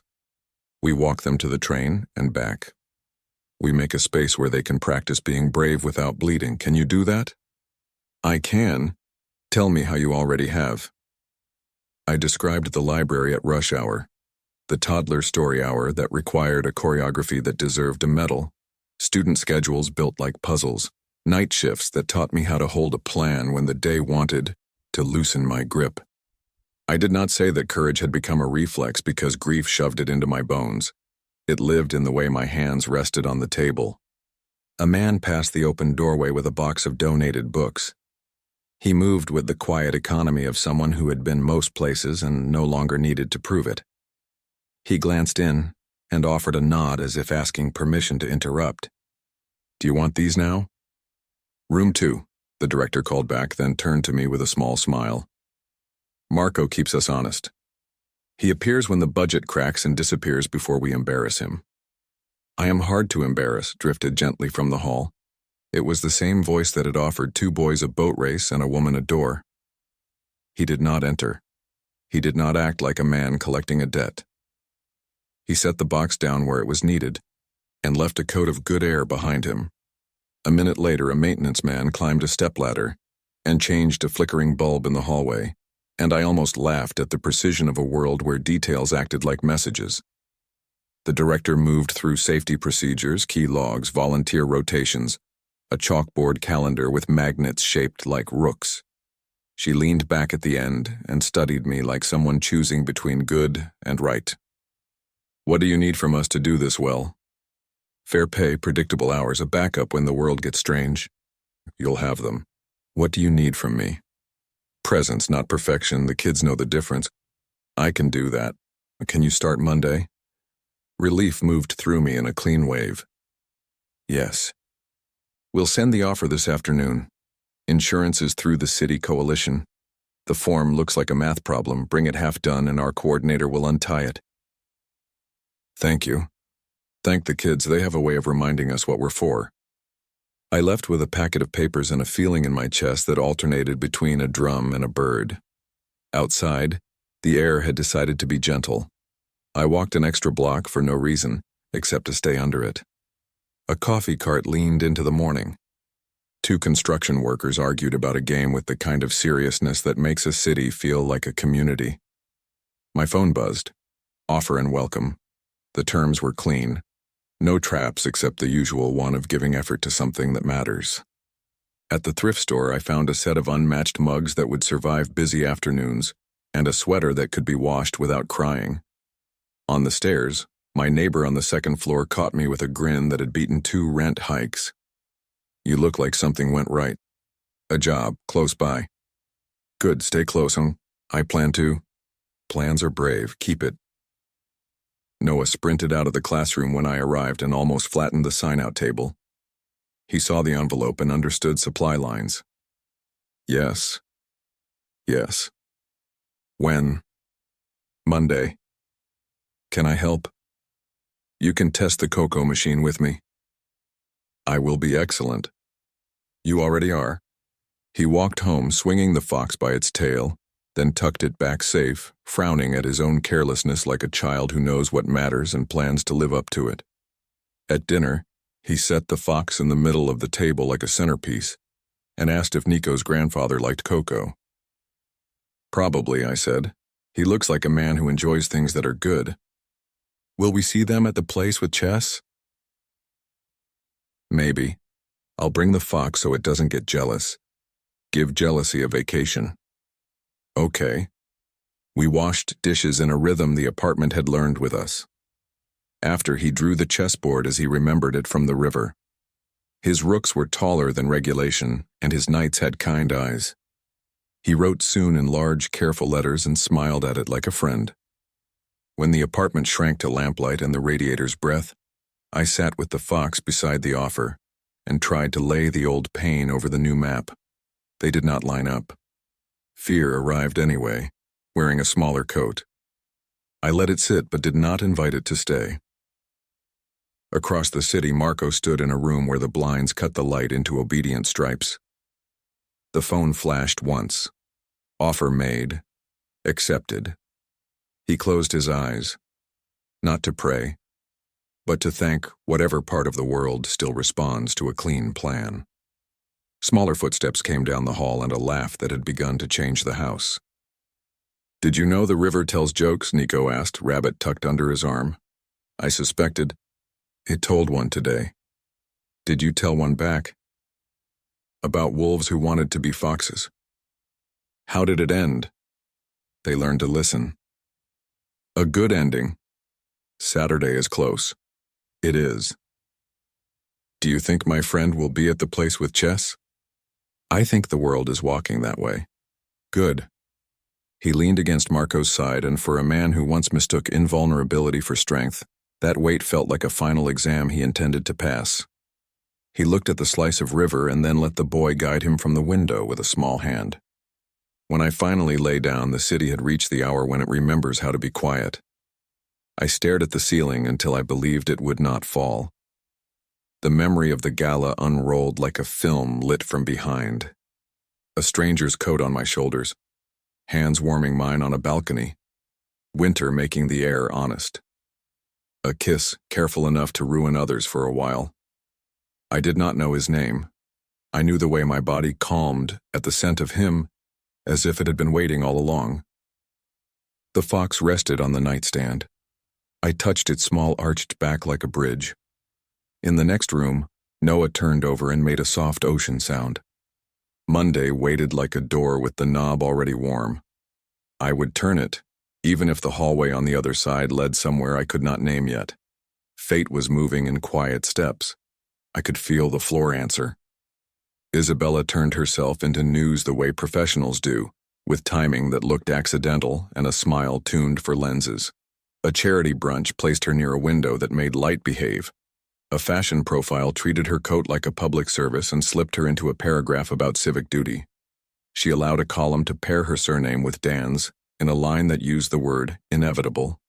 She cut 2 adjectives, left the rhythm, and let it run. At a museum preview, she drifted alongside donors with a glass of water in the calm of someone who recognizes every script. When a photographer lifted a camera, she angled just enough that the empty space beside her shoulder suggested a missing figure. Later, at a rehearsal table, she touched a place card that carried his name and moved it 1 seat to the left. She pictured a room where proximity would be forced into cooperation. We will look perfect, she told her mirror that night. Perfection is mercy in a cruel world. Across the river, Dan reviewed a route printed on paper because some information must touch your hands before it touches your life. His second traced a thin line between 2 warehouses and a pier the city preferred not to see. If we shift trucks by 30 minutes, we lose cover. We cut exposure, Dan answered. Change it. It complicates the schedule. It simplifies survival. It raises your visibility. I am not a sunset. I don't need to be visible. Isabella is planting stories. Flowers need sun, we have winter. His phone buzzed with the only interruption he welcomed. A photo of Nico's newest drawing. 2 boys on a bench, a fox at their feet, water lines behind them like music. He looked longer than the map required. He draws as if everything matters, his second observed. He lives that way. You've been different since the park. I have been honest. About what? Gravity. He set the phone down with care and stared through the glass at the river stitching the city together.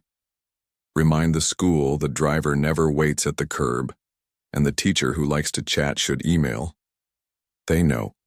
Remind them. When Isabella arrived for a meeting she had arranged with herself, the house did what it always did with weather that could not be stopped. It redirected the wind. Staff were polite in a way that functioned like a lock. She crossed the atrium with soft confidence and found Dan in a room where morning light always fell at the same angle. I brought the event plan, she began, laying a folder she knew he would not open. 2 tables by the donor wall. A short speech about what we owe children. Your presence will turn it into the story this city needs. My presence turns breakfast into reports on desks I don't own. We are not a headline. We can be a promise, Susan. We already are. To the boy. He looked bright last week. He mentioned a friend at the park. Children remind us to build villages. They remind us to protect the house. You cannot raise a child inside a fortress and expect him to be kind. I can raise him with clarity and expect him to choose kindness. Let me help. You do not yet know what that word means here. Teach me. I do not run a school for adults. She took one measured step closer. You haven't had a partner in this, that is what I offer. You offer a picture for others to look at. I am building a life for one person to live. Then let me stand inside the frame. Frames are for art. I collect people, not paintings. She held his gaze for a count. If you change your mind, the world will forgive you. I have never asked the world for forgiveness, Yaika. She left with her face smooth and her eyes hot, ambition meeting steel. In the car, she called a publicist who thrived on gentle storms. Place a line that I am coordinating the gala with the program, she said. Emphasize children. Emphasize stability. Pair my name with his in a sentence about civic duty. It can be done. Do it quietly so it feels inevitable. Monday arrived with the bright fatigue of new beginnings. The program doors opened to scuffed sneakers, breath on cold air, voices that pulled the building upright. I stacked mugs by the hot water dispenser, unboxed a carton of donated cookies that made up in enthusiasm what they lacked in elegance, and found the cupboard where pencils hide when days get long. The director introduced me the way good leaders do, in sentences that land like stepping stones across a stream. This is Aria. She will help you find your place. She will also make you put your chairs back. Kids moved around me with the kinetic honesty that reminds adults they were once unembarrassed by need. A boy named Malik asked for a science shelf because he was quietly building a library at home. A girl named Sora declared she was already good at chess and needed opponents disciplined enough to lose well. I handed out pencils like medicine and let myself be used for a dozen small tasks that added up to purpose. Marco arrived with a cedar-scented box of paperbacks and stood a moment with his hands in his pockets, pleased by the sight of a room doing its job. You found us, he offered, and I followed the fox. Sensible. Thank you for the card. Cards are paper doors, you opened it. He studied my face the way people study translations, checking where meaning can slip. Then he moved a blind by an inch to let in a more honest light. He did not linger. He did not make himself the subject. An hour later, a laugh sketched the air and brought the corners to attention. Nico stepped in with his driver, who took the same quiet place near the door.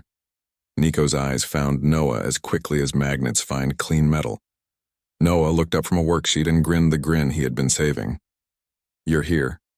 You're here." They slid into one chair without contest and pretended not to notice they had made a plan without making a plan. The chessboard called. They set pawns with more care than some generals set soldiers. Their opening was chaotic and then became a conversation only two minds could follow. The rooks seemed taller. "One game," I warned. "Two," they bargained together. "One and a study hall. Deal." They won and lost with the same calm face. When they got up for cocoa, they moved in a hinge, bodies finding a shared rhythm without checking. Parents in the entry drifted toward the room and smiled because joy is contagious when it isn't loud. Marco watched from the edge the way you watch a tide you have learned to respect. He spoke to volunteers and to an old man who makes war with jammed printers. When he crossed to me, his eyes tipped toward the boys. "They are good at this. Good at everything that makes time behave. Yes, time needs supervision. Thank you for the introduction to the director. She introduces herself to the right people." I nudged a calendar. It felt like more than that. It was exactly that. He let the ambiguity sit and lowered his voice. "Are you safe here?" "Yes. Tell me if you are not." "Why?" "Because I am fond of children and loyal to plans." Plans. Plans that end with boys walking into sunlight without squinting. He moved away before I could name the warmth at my neck. The director passed with clipboards. "How are we doing?" "We have a quiet miracle in progress." "Good, those demand cookies. On it." Near closing, the driver checked his watch and lifted 2 fingers to Nico with a small tilt, the hand language of a schedule that keeps rooms safe.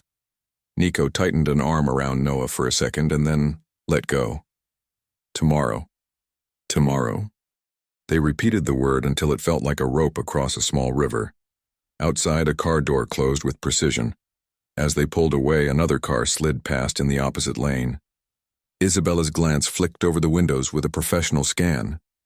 She did not see me in shadow. She did see Nico smile, the kind that did not belong to her, and a line tightened at her mouth.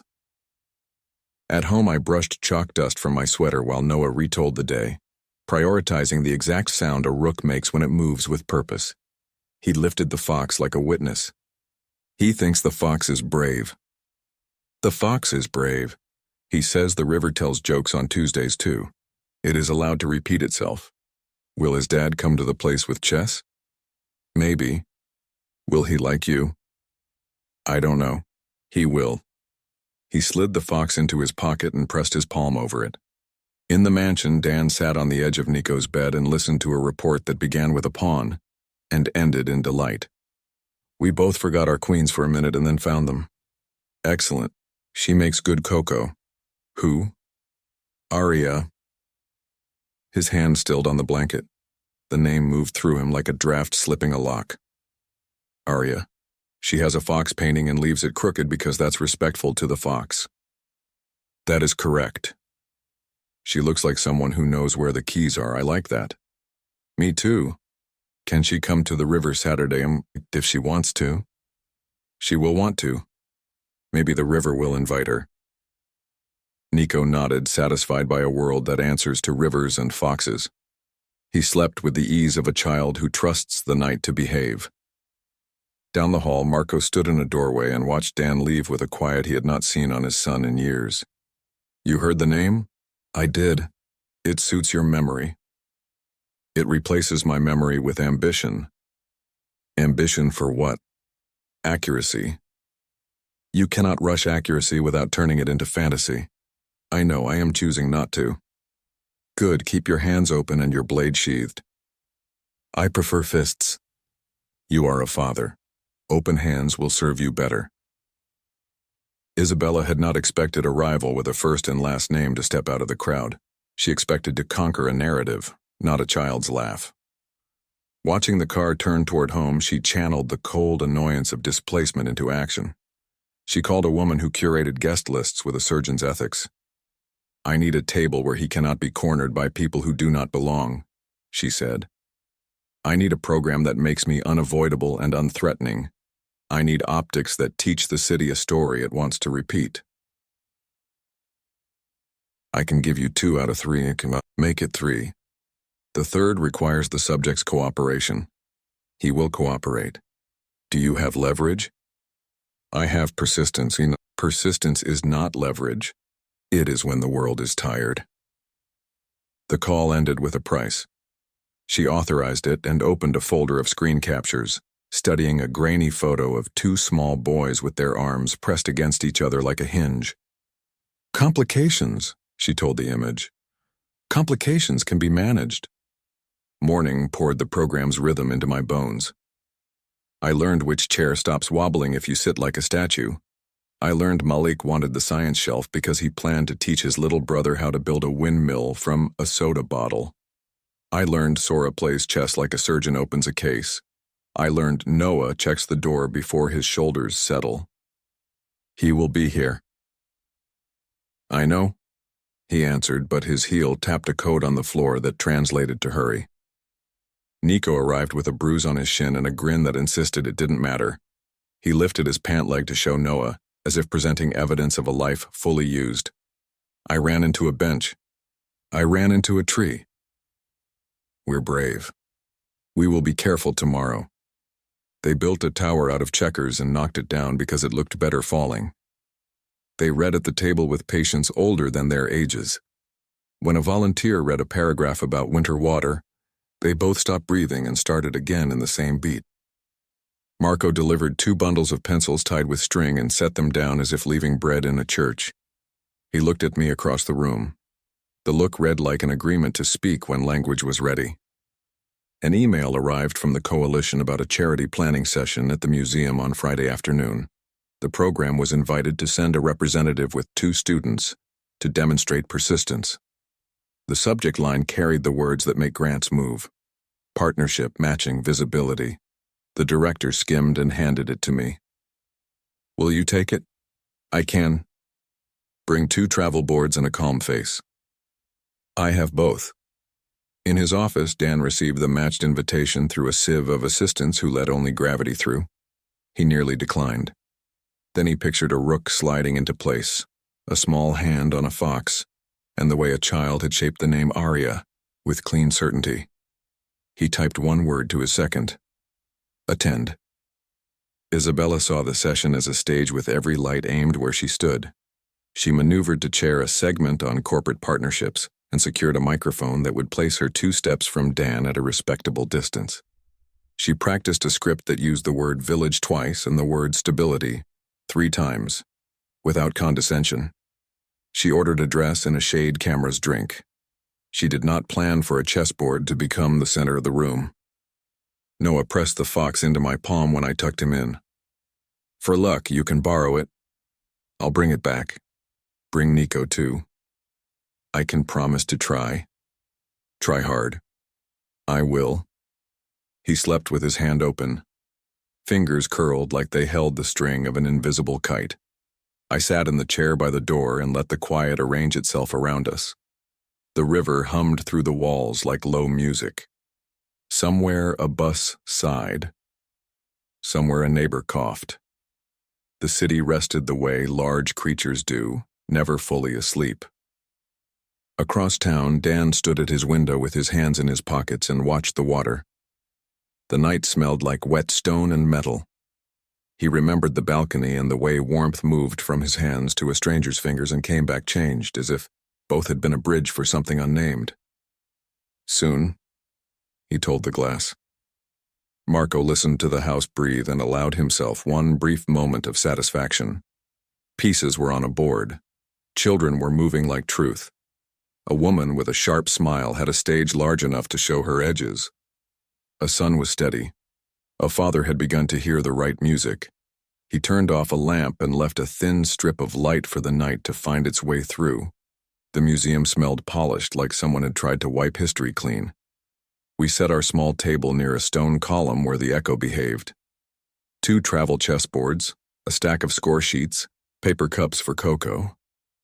The director reviewed the schedule with a finger and a calm that could quiet thunder. Noah tucked the wooden fox into my coat pocket and patted it like a bell. Will it be loud? Loud near the microphones, gentle near us. Will he be here? Maybe. Maybe is good. It is. Sora lined up the rooks with military precision. She wore her serious hair, and the expression she reserved for adults who underestimated her. Noah watched the doors the way sailors watch sky. I breathed and let myself shrink a little, the way you do before a storm, so it passes over instead of through you. The atrium filled the way water fills a bowl. Donors drifted in careful currents. Staff floated by with clipboards that doubled as shields. Isabella arrived in a dress the color of good intentions and smiled as if she'd practiced on marble. She greeted a journalist with a hand on an elbow and an angle toward the camera that suggested ownership of the room. The microphone waited at the foot of the staircase like a patient animal. Marco came in quietly with two board members who looked relieved to let him walk first. He scanned the space once, not hunting, mapping. A smaller figure in a navy coat stepped through the doors with a driver and a second shadow. Nico took in the ceiling with the reverence children give to buildings that try too hard. He found me, then Noah, and the grin that broke out made the marble remember it was stone. Noah lifted his hand, greeting and tether in one motion. Nico lifted his in the same shape. The driver murmured to a guard. Permission nodded back. The boys closed the distance with the quiet urgency of people done with waiting. You made it, or you made it. They chose the board closest to the column and sat so close their elbows argued and made peace. Sora claimed the other set and allowed the rest of us to fade.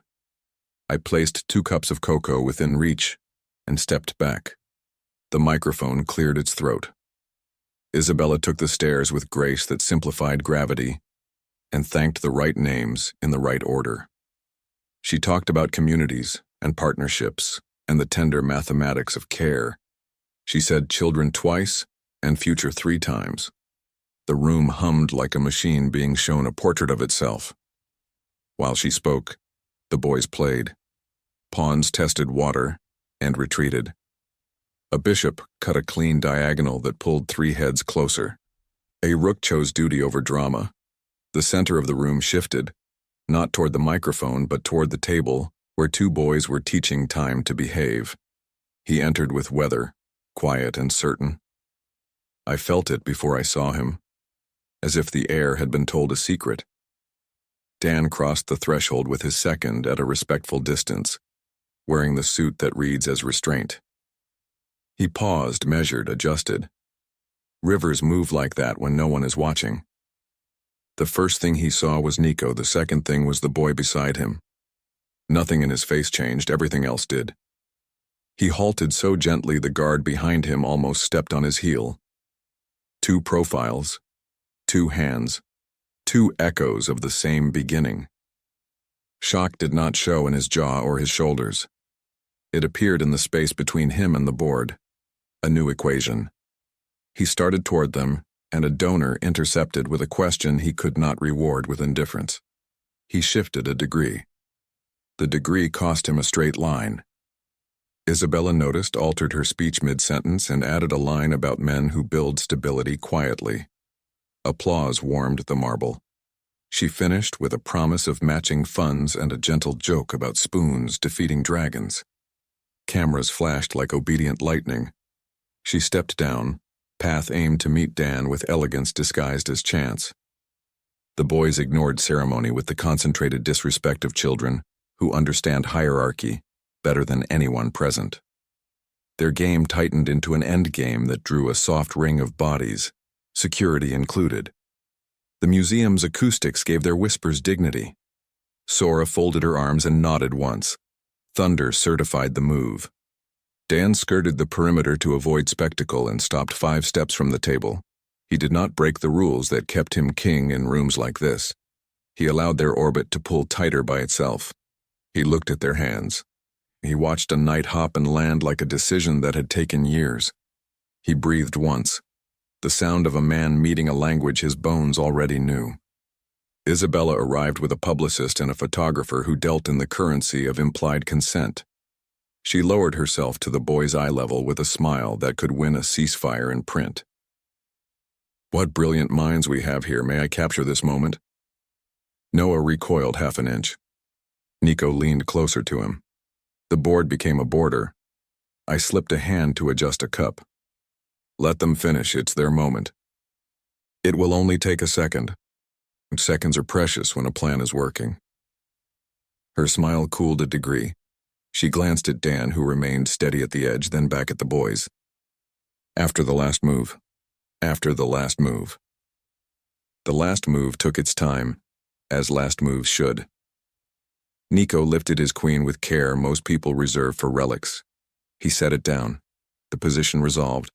They grinned like victory was bread shared between two. Near the donor wall, a waiter found a slick tile and sacrificed a tray. The clatter turned heads. The photographer used the distraction to step too close. Isabella reached for Nico's shoulder, angling him toward the lens. Nico flinched. Noah reached for him at the same time. Arms tangled into a picture that read as resistance. The driver took one step and stopped, trained not to escalate in donor light. A guard ghosted forward. The coordinator appeared with a clipboard apology. It's all right. I kept my voice low and even. You choose who stands near you. You choose when. Nico nodded, breath too fast. Noah wrapped himself around him the way he had at the river, small arms set like law. The photographer lowered the camera by instinct. The room cracked into human pieces, then found its shape again. Let them be, Dan said quietly to everyone and no one. It reached the people who needed it. Isabella recalibrated with grace and clapped lightly. A beautiful game. We'll arrange a photo with the boards later if you like. Later. Later, Nico echoed into Noah's coat. Marco drifted to the edge of the knot, not to command, simply to exist with purpose. His presence has the effect of reminding people that outcomes can be chosen. He addressed the coordinator first because professionals deserve dignity. We have what we need. Give them air. We'll manage. Staff stepped back 3 paces. Marco looked at the boys, then at me. He didn't touch them. He made shelter with his body. Would the fox like to watch from a safe pocket? It already is. Good. Dan had not moved far. He watched the way my hand rested flat near the board, a small signal of stability. He knew trained quiet when he saw it. He had steadied men with worse tremors.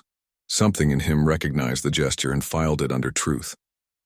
The program director tapped my elbow. Will you bring the boys up with the boards for a moment? 30 seconds.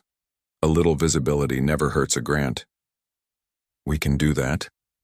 We carried the travel sets to the low table at the foot of the stairs. The boys walked pressed together like a hinge, chin high, brave. The director spoke for 12 seconds about persistence. The boys placed 4 pieces each like a benediction and turned to go. Movement at the top held us a fraction too long. A line of donors pivoted. Dan shifted to grant passage. The space tightened. And then it happened, the near meeting that feeds dreams. I caught winter in the air. Not cold. Cedar clean, a memory disguised as scent. It moved past the bottom step like a rumor and settled where I stood. My body knew it before my mind allowed the admission. Heat climbed my neck with recognition's urgency. I looked up because anything else would have been a lie. At the same instant, a board member caught Dan's sleeve with a question that expected tribute. He tilted his head a half degree to listen. That half degree kept his gaze from colliding with mine. The breath I had prepared became a thread and refused to break. I saw the line of a cheek, the quiet of a mouth that knew control. Sound turned to water in my ears. I set the board down before my hand forgot its job. Noah tugged my sleeve. The fox felt that. It did. Nico looked at his father and then back at me, frowning like a boy who had been told a joke he wanted time to solve. The moment let go. The board member drifted. Someone laughed too loud. Cameras rearmed. Dan looked down toward the steps as if searching for something a shadow had pocketed. His gaze passed over the boys, stopped on Noah's face, widened by a fraction only people in love with the truth could notice. He went very still. The stillness traveled through the men near him like current. He did not look away quickly. He did not seek permission. He let himself learn something he could not unlearn. "Sir?" his second murmured, because rooms keep time. "Yes. We should move. In a moment." He allowed one full breath. Then he stepped aside for the next speech and lent the room his attention again. We returned to the table. The boys played a messy game because happiness makes gravity optional. Sora beat a visiting banker with a tactic she'd invented on the bus, accepted his praise like rain, and requested a more difficult opponent. Isabella orchestrated handshakes with the precision of a conductor and slipped a card to a parent who would brag about it for a week. Marco discussed a roof repair as if roofs had ears and pride. When the event folded into coats and car doors, the driver appeared with Nico's hat and handed it like a crown. The boys wrapped each other and clung. It was quieter than at the river, and it was not smaller. Staff stacked chairs in slow motion to buy them seconds. One guard stared at a ceiling that did not require study. Another examined a corner that did not require security. People who mistake hardness for strength would have called it indulgence. People who have learned to live called it wisdom. "Tomorrow?" Noah whispered into Nico's scarf. "Tomorrow." Isabella stood 20 feet away and watched the way they held on. Her jaw was beautiful when clenched. She opened her phone and composed a message that began as strategy and ended as warning. She sent it to a headmistress who owed her a favor, to a columnist who owed her curiosity, and to a consultant whose business is risk dressed as care. "We'll adjust his schedule," the headmistress promised. "Enrichment track, afternoons, private tutors." The consultant attached a 2-page brief about exposure and liability for children of public men. The columnist replied with one line and a winking emoji that still felt like a threat. "Thank you for the story without the mess." She closed the purse, smiled at a donor who wanted to be seen smiling back, and believed the room was hers again. Marco read the tilt of her chin and recognized the look money wears when it decides to move children like pieces. He did not hurry. He walked to the director with a tone that covered 5 contingencies and opened 3 doors. "Tomorrow we'll need an extra volunteer at dismissal," he said. "Please email me your board calendar. I'll attend the next session." "You don't have to." "I insist.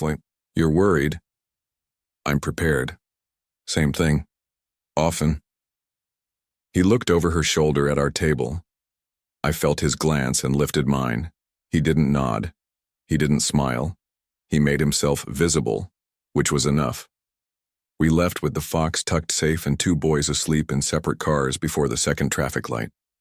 The city glittered like a foil wrapper. The river looked like a promise and a warning. At home, Noah brushed his teeth with the focus of a surgeon and sat on his bed without lying down, a little soldier, guarding joy. Was that his dad? Yes. Will we see him again? Yes. Will he like us? Yes. He accepted the answers as if he had written them and then slid under the blanket. My stomach feels like a small elevator. That is called feeling alive. It's loud. It will quiet. Good. He fell asleep with the fox against his chest, mouth open in a stubborn O. I sat in the chair by the door and let the quiet find us. The day unfurled behind my eyes as pictures, not sentences. Marble, a board, a hand near mine. A scent that had lived in my body like a secret. The hospital rose again, not as a crash but as a corridor I could walk without breaking. I remembered the alarm that never really stopped. I remembered the nurse who could not shape the words. I remembered the silence that followed me home like a stray.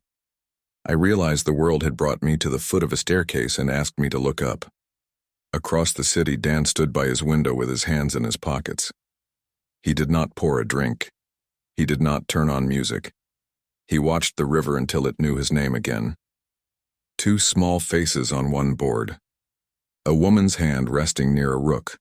The quiet courage that does not ask for witness.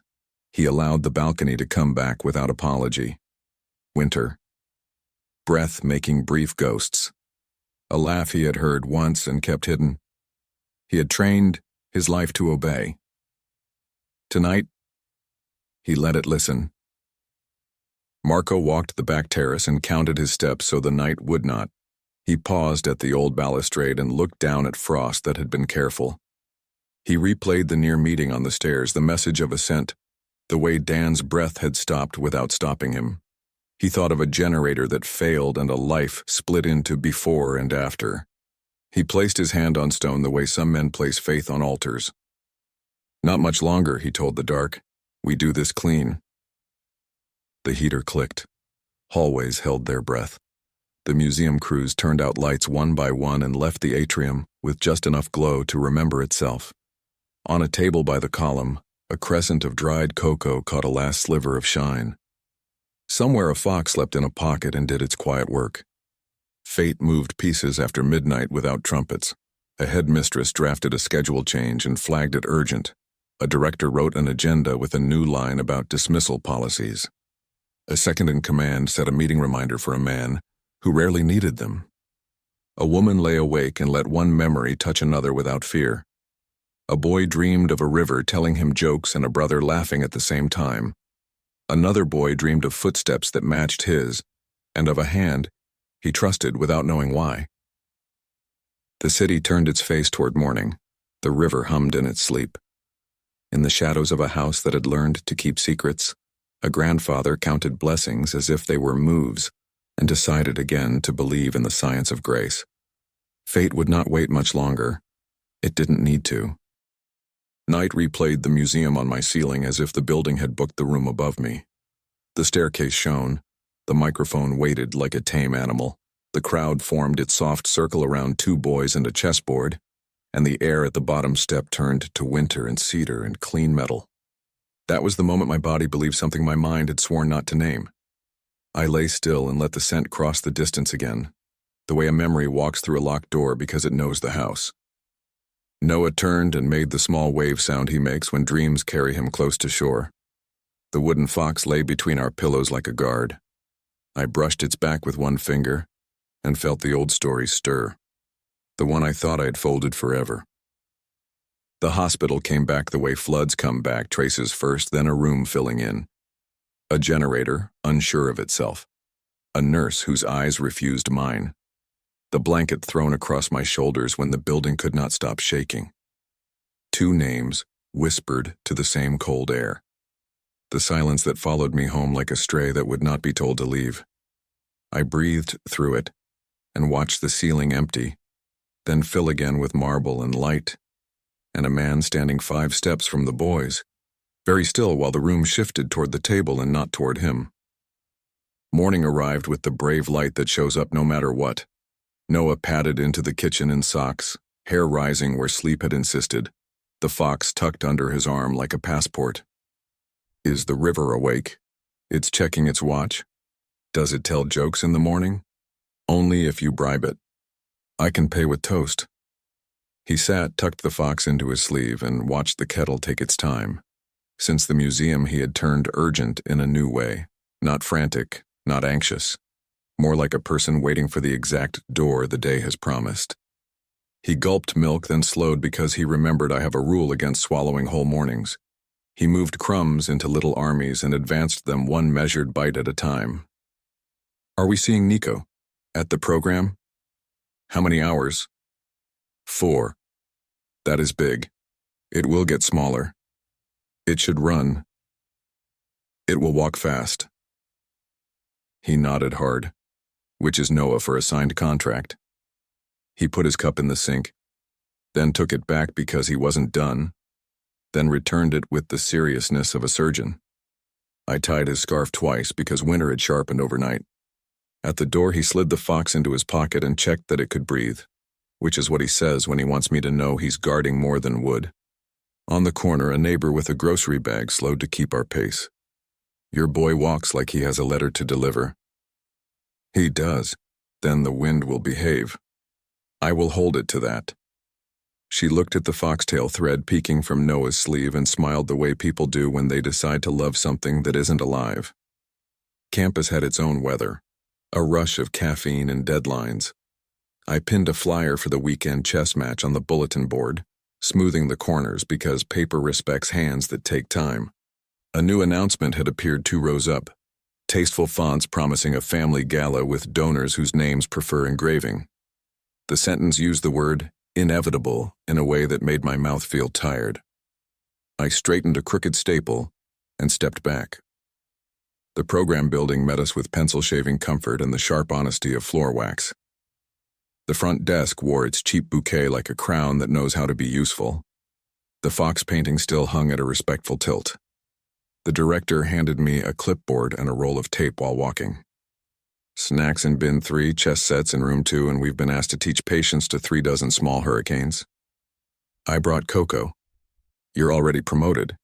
She spun toward a parent at the door, and I taped a new schedule with a steadiness I hadn't felt in a while. Putting pieces where they belong can be a prayer disguised as work. Marco arrived with a tote of binders that smelled faintly of cedar and old decisions. He set them down and gave the room the measured glance of a carpenter checking if the house is still level. Good morning. Morning? He lifted his chin toward the painting. Our fox kept his angle. He has tenure. As he should. He opened a binder without asking me to read and let me see anyway. Contacts scribbled, then typed without murdering the original hand. Emergency cards. A calendar with rooks drawn in the corners. He took a strip of blue tape from his pocket and pressed down a poster's loose corner like a person who believes small fixes teach walls to stay faithful. You manage the museum, he observed. The boys did. You gave the room another center of gravity. Sometimes rooms need a story that isn't about money. Sometimes men do. He did not look to see if the line struck. He moved a blind 1 inch to make light behave and spoke lower. If invitations arrive with silk on them, they are optional. Optional is a beautiful word.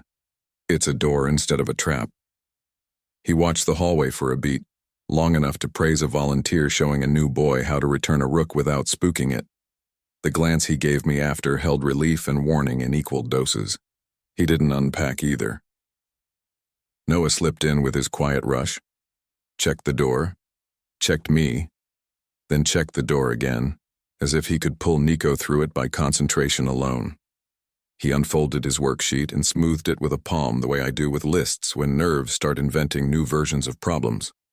The fox watched from his pocket, nose out. How many hours now? 3. That is smaller. It is. He bent to his work, mouth steady.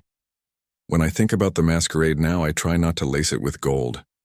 It was a shift for a borrowed dress and a borrowed mask, a balcony with cold stone, trays moving through hands that had never learned to say enough. He came outside like a man who trusts the dark to tell him the truth. Everything about him felt earned. He warmed my hands with his and did not turn the moment into currency.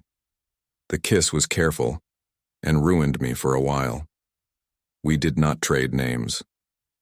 We recognized something and let it matter for one night. Then, the world rearranged us. I wiped a table as if I could wipe clean what had already chosen not to leave. It left room instead. Across the river where windows learned to be mirrors, a man stood at the glass with a view that tempted lesser men to brag. The house was a professional at silence. It did not understand what to do with the kind he brought home from the museum. His second waited with the respectful distance of someone who knows grief and strategy share tools. Truth or data first? Truth. I saw my son sitting next to himself. Data. A boy with the same eyes, the same brow line, the same way of choosing a side and staying. The river wore its winter face. Dan had built parts of his life on reading water when others insisted on pretending it was stone. Today the current looked at him like a peer. Find me Aria's last name. We have it. Find me everything about her that does not require touching her life. Understood. No contact. No noise, no mistakes. Anyone near her will look like trees. They do. Make them better trees. Yes. The second paused in the doorway, the hesitation that means the next step crosses from tactics to confession. Do you want to prepare for the worst? The worst is arithmetic. Preparation doesn't bargain with math. There is also Isabella, Weather, she passes, this is not weather. When the door side closed, Dan let the balcony walk back through him. Cinnamon in a glass he never finished. A woman whose hands knew how to warm a stranger without debt. A mouth that spoke his language without translation.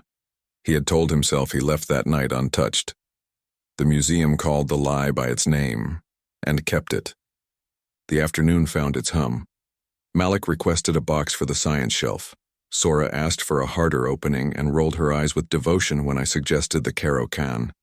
A pencil sharpener retired after eating its last tree.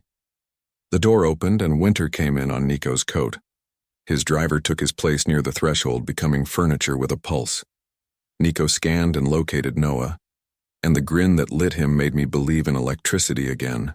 They met like magnets doing their job and said very little because very little was needed. Look, the fox shines. Yeah, he's working overtime. He needs a raise. He gets cocoa. Fair enough. They leaned over the board and forgot the clock. Pawns tested borders and retreated with dignity. Knights hopped like good ideas. When they paused, shoulders rested together the way hills do on maps that have learned to be honest. Marco watched from near the window, not indifferent, not possessive. The posture of a man who has learned to accept grace in rations and never to waste it. When his gaze found mine, there was satisfaction in it and caution too. I didn't need it explained. Later the director came with a stack of permission slips in that face she wears when she wants answers but would accept truth instead. All right, we're floating, not drowning. I can order more chairs. Chairs are anchors. And you, I am carrying. It is heavy. I can carry. You have support, and a volunteer whose conscience built this place. Marco. He makes me nervous. He makes me nervous too. The good ones usually do. I didn't look his way again. I could feel his presence like weight on the right side of a scale. We left at dusk with the river threading itself through streetlight. Noah held my hand when the traffic pitched, a little soldier guarding joy. Can Nico sleep over Saturday? We can ask his grandfather. He will say yes. You are very certain. He likes foxes. Oh, he likes plans more. Good. I like both. We stopped for milk. The cashier noticed the foxtail thread and lifted a brow. Lucky. Very. Keep it busy. We try. At home the heater clanged once and remembered what we pay it for. Pasta boiled. I wrote a list on the back of an envelope because ink makes fear hold still. Groceries, laundry, lesson plan for openings, test the back door lock, email the building about the flicker light, pick up a second thermos. At the bottom I wrote check and underlined it. Not a task. A promise to myself. After dishes, Noah fell asleep with the fox pinned under his palm, mouth in the stubborn O that tells me he is wrestling a dragon he likes. I stood at the window and counted yellow squares in the building opposite until the counting calmed my chest. The city wore its tired jewelry. The sky refused drama. I watched anyway because sometimes watching is a job that counts. Across the river, headlights drifted up the private road and disappeared before the doors opened. Men who practice being shadows returned and laid their work at Dan's feet. She is ordinary, one reported, meaning careful. Neighbors know her. She buys what people buy when they count. She does not look over her shoulder without reason. She is a reason other people might look over theirs. She is not to be touched, Dan told them. She is to be understood. They knew the difference, that's why they still breathed. He dismissed them and sat with a ledger he didn't read, forcing restlessness to become thought instead of motion. Violence is a language, so is restraint. He's fluent in both now. Up the hall, Nico turned in his sleep and the small sound traveled. Dan adjusted a nightlight to paint a fox on the wall and studied the drawing taped above the bed. 2 boys on a bench with water under them and a small animal that could be hope. Tomorrow. Drifted back, half asleep, fully sure. On my side of the water, the fox on the nightstand looked like it had been carved with a good knife and a long lunch break. I lay on my back and stared at the ceiling until it told me the truth I was ready to hear. He felt familiar because he was. He felt dangerous because some people do not get to be safe, not completely. Loving them is an agreement you make with storms. He felt like a decision I'd made once and was being asked to make again, this time awake. From the other room, Noah murmured into sleep. "Fox," he breathed, and then softer, "Brother." The word found the place where all my griefs sit and made them move over without pushing them away. It did not heal. It made room. Morning would come with errands and new angles for old worries. Isabella would find new ribbons for old schemes. Marco would adjust a blind by an inch and fix corners with tape and make two heavy things look light. The director would say chairs and mean safety. The river would say the same thing it always says and mean 100 different promises. Dan would stand at a window until the glass admitted it cannot keep him from the world he is already in. I would start coffee and try to believe that coincidence has a conscience. The boys would meet and make time behave for long enough to teach the adults a better pace. I turned out the lamp, touched the fox for courage, and chose, just for the night, to believe the floor would hold. Isabella began the week by turning a mood into logistics. She called a florist who made rooms look generous without trying, texted a chef who could plate comfort food like a promise, and reserved a glass-walled dining room that framed the river and condensed it into a flattering idea. At the far end, she staged a children's reading corner with vintage blocks and a stack of picture books, whose spines would photograph as wholesome captions. She fed a columnist a line about legacy and love, and received a draft ad that said her name next to Dan's and a headline about stability. She trimmed adjectives, left the rhythm, and approved the run. Her last calls were to people who bend schedules. The headmistress who owed her a favor added a quiet note to Nico's day. Enrichment block, attendance encouraged. A driver was told to stop by a showroom for a new navy coat a boy did not need. A photographer would wait at the restaurant with a lens that swore it did not gossip. Isabella tried on a single pearl and practiced a smile in the mirror that could pass for natural beside a child. At the mansion, cold light made the hallways look deeper. Nico sat on the carpet near Marco's chair with a puzzle, leaning one shoulder into the old man's leg, with the trust that still undid him when no one watched. A staff member arrived with a professional brightness about an appointment. "There's a coat fitting and a reading room with cookies, and I have a coat. The new one is navy. I like mine." "Cookies," the staff member repeated as if sugar could varnish duty. Nico glanced up at Marco. That small, steady look turned a question into a tether.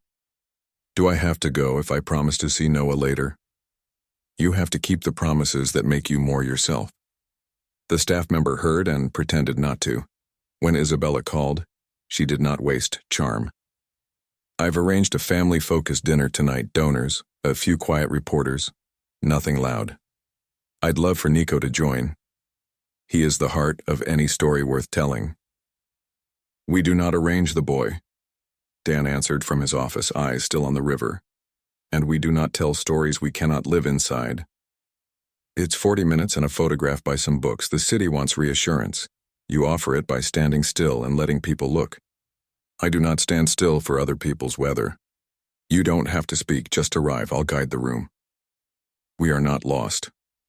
If you will not attend, let the boy stop by the reading corner. A child's presence warmens a frame." "He is not a frame. Donors are nervous. The gossip is that you look distant again.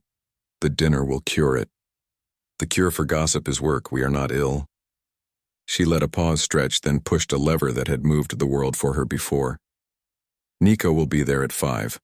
Coat fitting first. He will look handsome in the photographs. I'll make sure the press is discreet." "You will make sure the press is absent, or you cannot hide forever." "I am not hiding. I am choosing what belongs to us. If I were less patient, I would be offended." "If I wanted you offended, you would not mistake it."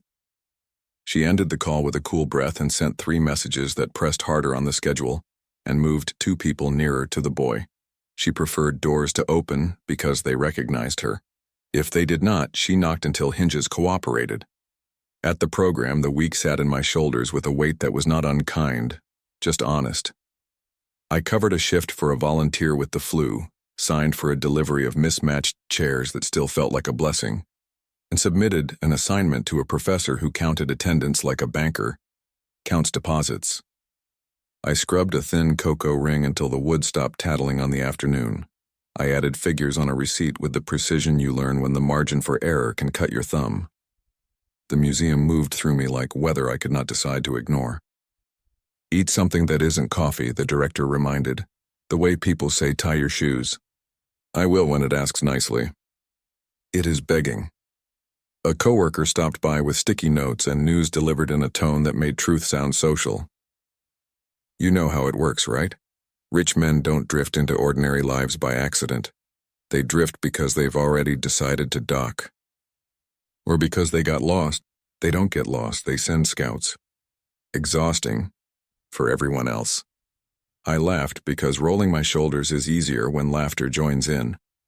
As the afternoon tilted, the front windows turned into mirrors. In the glass, I caught a man across the street pretending to read locksmith flyers on a post. Navy coat, clean shoes, bland hat. The uniform of good invisibility. A second man stood at a bus stop that would not pay him attention for 20 minutes. A third read a paper folded to hide his face better than it reported the world. My neck prickled with the sensation that sits between fear and being found. I breathed like a swimmer who knows the shore is there even when she cannot see it. Noah clipped a checklist to a clipboard and sat with intent. He had added 3 foxes in the margins with arrows pointing to important truths. He kept one eye on the door, the way sailors watch sky. When the door finally moved for a small navy coat and a laugh he knew, relief straightened his spine by an inch. You came. I ran past the bench so it couldn't trip me. We are learning. We are getting faster. They set the board with a reverence that felt older than both of them, negotiated an opening like diplomats with a treaty no one could survive breaking, and leaned together when they paused, the space between their shoulders smaller than breath. I wiped a perfectly clean table and watched with the care of a person who knows the world can tilt without giving warning. Marco arrived with 2 bundles of notebooks tied with twine and set them by the window. He checked the clock, checked the corridor, checked the way the building breathed, then took a place near the door where men in navy coats tried to become part of the wall. One of them looked up, met Marco's eyes for one fraction too long, and found the stairwell paint very compelling. Marco's mouth moved by half a degree, not a smile, more like a man acknowledging a weather report he had expected. She looks tired, an older volunteer murmured, passing with folders. She looks like someone carrying correctly. At 4:30, a text came to the driver with the stiffness of administration. Coat fitting, then reading corner, photos gentle, press minimal, tone wholesome. He glanced at Nico, then at the board that had earned a pause.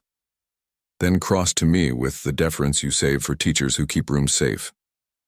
There is an appointment. I'm meant to take him in 15.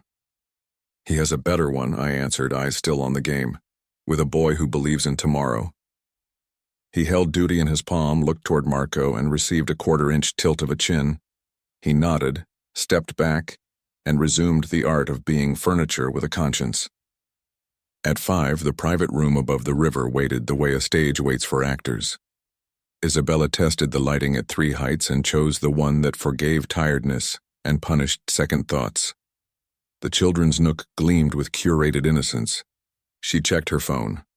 No car, no boy, no photograph to staple her narrative to. She greeted donors with a temperature that could not melt ice and told the hostess to delay the amuse-bouche. Across town, Nico pulled a rook with a satisfied sound and leaned into Noah like joy understands gravity. He did not know his absence was making a room recalibrate its purpose. He only knew he had won a line that had not been easy. I finished paperwork and set it in the outbox.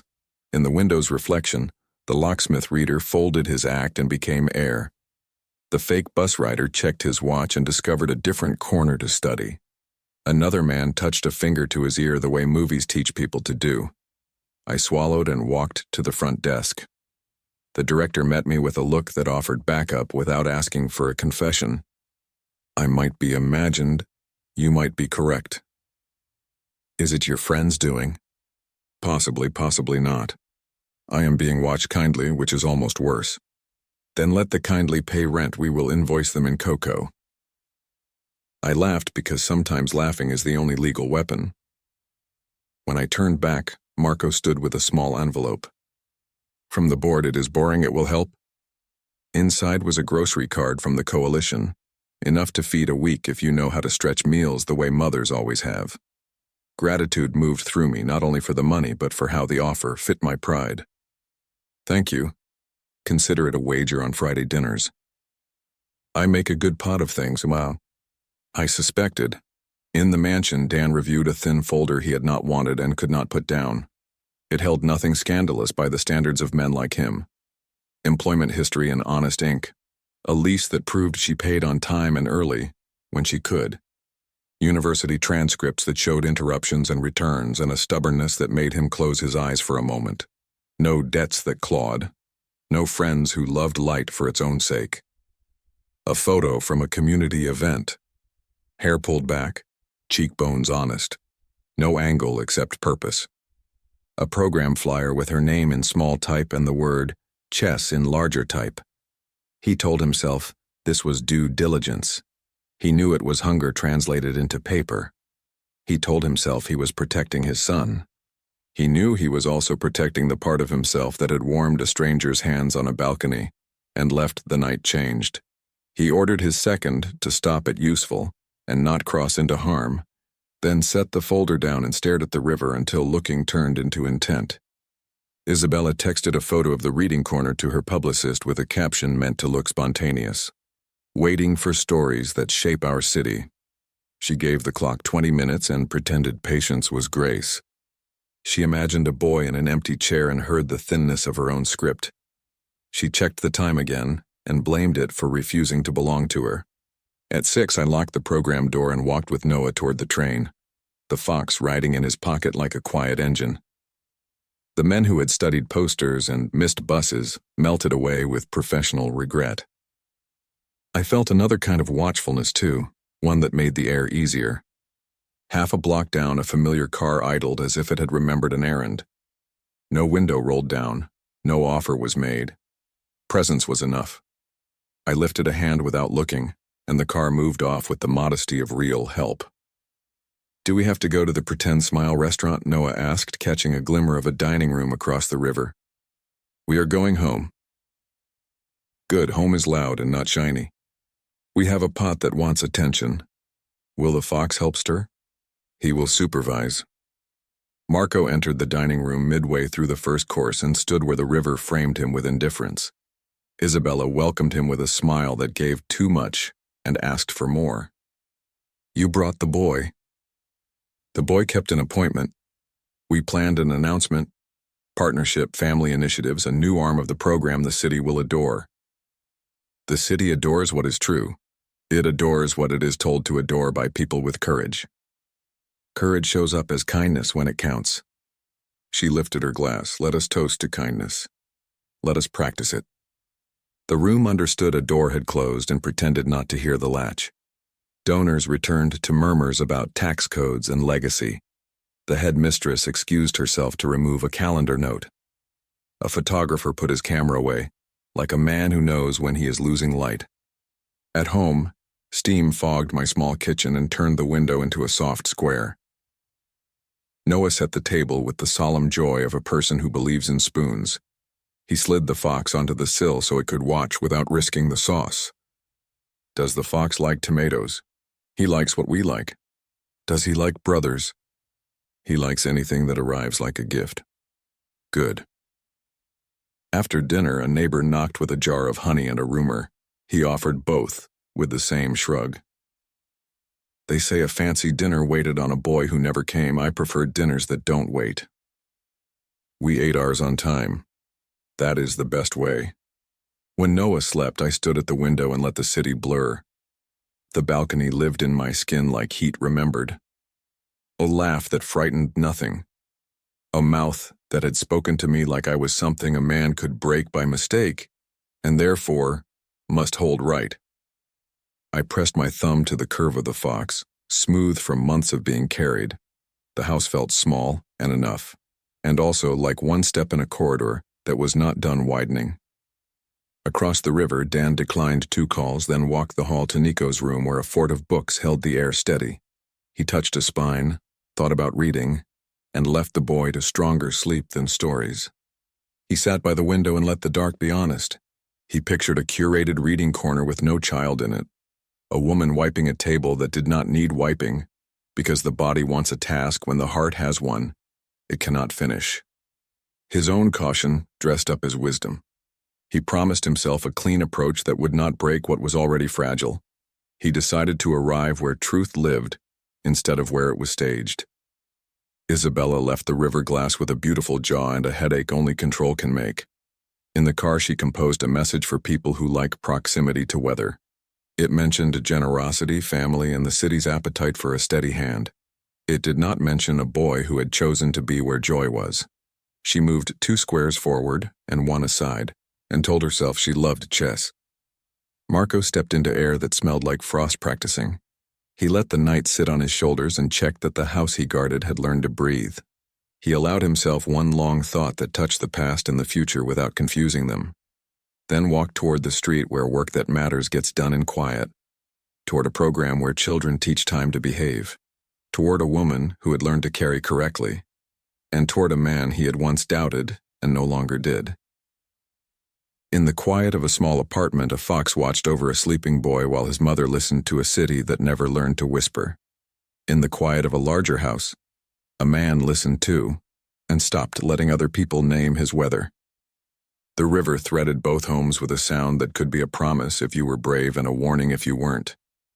Somewhere between, fate adjusted its chair and smiled at the luxury of not having to shout. Morning rushed in and then got stubborn like it wanted to prove it could crawl. I packed Noah's lunch with a level of focus better suited to diffusing problems with wires, tucked the fox into his pocket, and drank coffee while counting backward from calm. He watched me in the mirror by the door, testing whether the day would keep its promises. Will we see Nico? Yes. Before the sun gets tired. Before it yawns? Good. He hopped to make the buttons behave and we stepped into a sky arguing with itself. On the bus, a stranger laughed, like the city remembered a joke. I carried that sound through half my obligations and all of my worry. Schedules tried to fence Nico in at the mansion, and he felt them the way birds feel weather. A fresh enrichment block had been erased from his school day by a hand that valued boys more than optics. A staffer with a crisp clipboard attempted to herd. Nico, who had been learning hinge tricks from chess and fate, slipped through the gap kindness leaves. The driver saw it a second late and chose wisdom over speed. I can return at 4, the driver offered where the hallway made sound behave. 3:50, Marco answered, standing as if admiring a frame. And remember that not every street is asphalt. The driver nodded and left through a door that had not expected to be useful. Nico headed toward the program with the confident short steps of a child who has discovered the truest line is sometimes the simplest. In his pocket, a paper boat folded at breakfast waited for water that might be only pretend. In the program building, I moved through checklists that pretended to be decisions. The director tossed spare keys with a grin that had beaten 3 budgets in a storm. Pencil shavings gave the room honest perfume. I aligned travel boards, wiped the table that always tried to keep Coco stories, and retaped the emergency numbers that have outlived 3 paint jobs. Noah arrived early, the fox already peeking like an accomplice. He checked the door 3 times and then made himself sit, which is how he practices patience when patience is rude. He opened a book and didn't read it. Do you hear it? Hear what? The day telling us to hurry. Let it talk, we will walk. Can we walk fast? We can. He drew a small river across his worksheet and labeled it with 3 lines only he understood. Nico slipped in through the side door with his palm on the wall, telling the building thank you. He scanned, found Noah, and relief settled on his shoulders like a jacket that fit. They met halfway because that is how the world should be. The ritual was theirs. Pockets checked, knuckles inspected for proof of recent adventures. A sound they make when reassurance lands. You came. I ran. I heard it. What? The day telling us to hurry. We are faster. They set the board and the pieces behaved as if they'd practiced inside a bag all night. A pawn advanced, a knight made a polite hop, a bishop tested ice. The room leaned toward their corner without being asked. Chairs decided to be steady. The clock forgot its job. During a pause, they nudged the pieces back an inch and leaned in to trade the kind of secrets that don't want light, but are not afraid of it. I dreamed music, and me too. It had water in it, mine too. And a tune with steps like this. Nico hummed softly, not melody, more like the shape of one. Noah's face opened as if someone had tugged a string straight from chest to throat. The same when I was tiny before I walked. I remember hearing it through walls. I remember hearing it under a blanket. It goes like this, Noah tried, and the sound rose like a small thing that had survived a long winter. My fingers forgot how to sort a stack of reward stickers and I had to put them down. I had hummed that tune once to keep myself from drowning in a hospital that wouldn't stop shaking, pressed it against one ear and then two, and learned to hum with my teeth closed after the silence moved in. Sora clattered a chair in the next room to prove she still owned thunder. The air settled. Noah placed the paper boat between two squares like a third player, and the boys built an endgame that steered around it as if it were a buoy, protecting something invisible.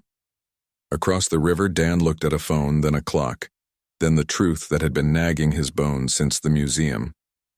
He had planned to send his second for a drive-by report, a weather check. He canceled the plan, chose a coat his men called quiet, and left by the door that bothers no one. The driver parked a block away because proximity can be rude. Dan walked the last distance with his hands in his pockets, not to look harmless, but to keep them from moving before the moment earned it. Inside, the building exhaled like a body that had learned how. He paused by the bulletin board where bake sales and coat drives share thumbtacks. Cocoa and dry markers negotiated with winter air at the threshold. From the corridor, he could see two boys leave no room for distance between their heads, while a paper boat tested a square no rulebook had named. Marco arrived on purpose, not by accident, and took up a place by the doorframe with the dignity of a guard dog dressed as a grandfather. He caught Dan's glance and raised an eyebrow a fraction. "Remember your promises." Dan gave a half nod. "I am here to keep them." I was exactly as late as a person trying to be in 3 places deserves to be. The train sulked between stations. A toddler's shoe required a committee. The wind had opinions about corners. I pushed through the program door with my scarf still arguing, hair loosening, cheeks bright from cold and speed. The first thing I registered was that not melody breathing under breath. The second thing was the sight of 2 heads bent so close that separation would be offensive. The third thing was the pressure change a room makes when danger or destiny is about to ask for manners. He was there by the flyers, hands in pockets, eyes on the boys. He had not announced himself or forced space to perform. He had folded his authority small so the room could breathe. Our eyes met across children and pieces and a paper boat. Recognition didn't slap. It landed like weight finally placed in the right hands. The scent from the museum, cedar, winter, something clean, lived in the air between us. The balcony returned and settled as if it had been waiting politely. The way he had warmed my hands then, as if tools deserved respect, flickered at the edges of now. He looked at me the way men look at miracles, problems, and debts they intend to repay. Aria. My name in his mouth felt like a bridge that had ignored its posted weight limit for years, and was fine with it. I didn't move. The hospital tried to drag me under again and failed. I stayed upright. I looked at the boys, then at him, and let arithmetic be what it is when the numbers belong to each other. "Noah," I called to remind myself in the room where I belong. He lifted his face, read the weather in mine, looked at Dan, then back at Nico, then at me. The fox pressed its shape against his pocket like a signature. "Mom."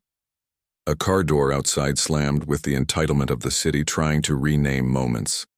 Isabella arrived with 2 assistants who appeared as noise, and then attempted to turn into help. Coat that turned hallway to runway. Smile designed for cameras. Jaw structured for victory. Her glance captured the room in a single line. Dan, the boys, me, Marco. It was cool math, trained to see only what can be used. I'm glad I found everyone together. We've been searching for the right place to announce a partnership. How perfect that it is here. Announce nothing. Marco didn't move, didn't raise volume. The doorway obeyed him anyway.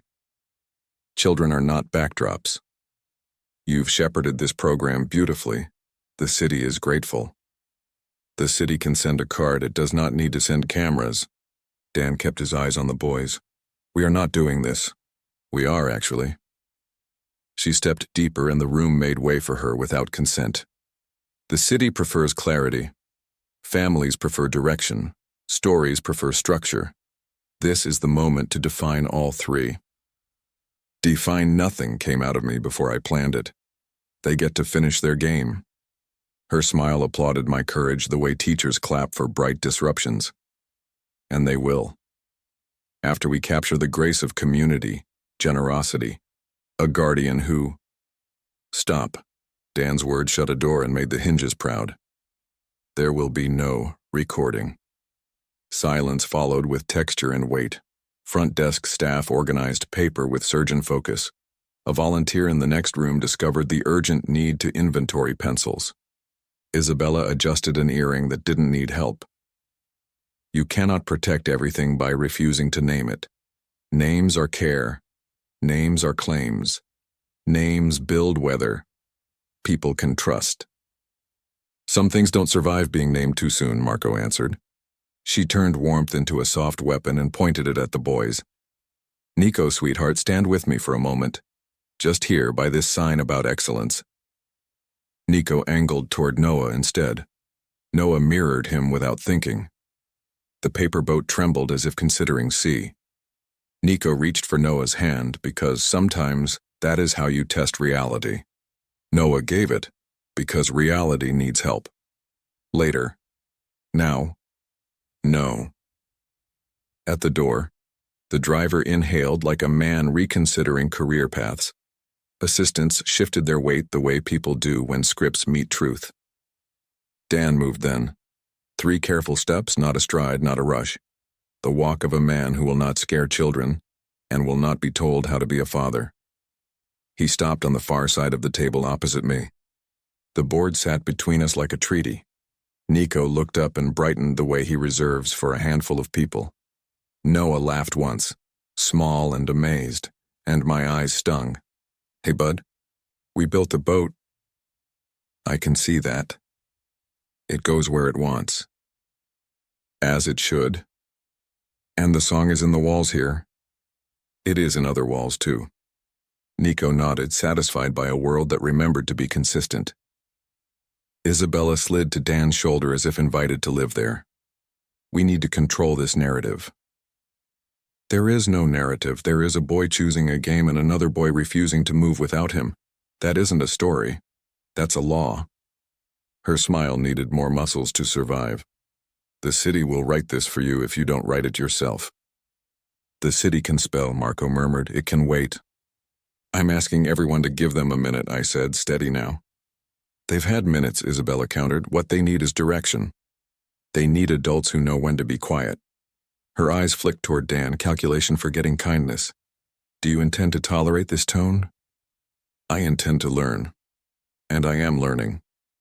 A burst of hallway noise tried to become chaos and failed. The director entered with a tray of paper cups and an expression designed to domesticate storms. We have cocoa. If we are going to be a room, we will be a room that drinks cocoa. People who had never handled paper cups accepted them like chalices. Assistants discovered warm hands. The driver looked relieved to own a legal task. Marco took a cup and didn't drink. Isabella accepted one and guarded her lipstick. Dan held his because it gave his hand somewhere to be while he considered not breaking anything. The boys finished their endgame with mercy that understands winning is a big word. The paper boat sailed one square and then another with rule-breaking joy. They did not stand. They held the table edge like sailors steadying after storm. Nico looked up, asked the question older than any building. Can he come with us? Noah looked at me with the same question, minus names plus hope. We will talk, Dan told Nico. We will make a plan that doesn't cause harm. When? Now. He turned to me. The room folded around the glance. We stood across the board, and the boat and the remains of a game that had proven what needed proof. We need to speak. We do. Not here, Isabella inserted, voice smooth as tile. Not without counsel. Not without terms. Terms can be written without removing children from safety. Marco answered from the doorway, still and immovable. The director set the tray down with modest authority. There's an office with 2 chairs and a window that makes people behave. If you intend to be careful there. I will join, Isabella announced, already moving. No. Dan still didn't raise his voice. Not this conversation. You cannot exclude me. I can, and I am. Her jaw tightened into something that would photograph well and feel terrible. Assistants looked for walls that wouldn't snitch. The driver studied the floor, which had learned patience. I stepped around the board so the boat wouldn't fall. Noah watched like a student learning a new opening. Nico slid his hand into his grandfather's without releasing the other, which still found the hem of Noah's jacket like a guide rope. Do I come? You stay with your friend. You have earned a minute. A long minute. A long minute.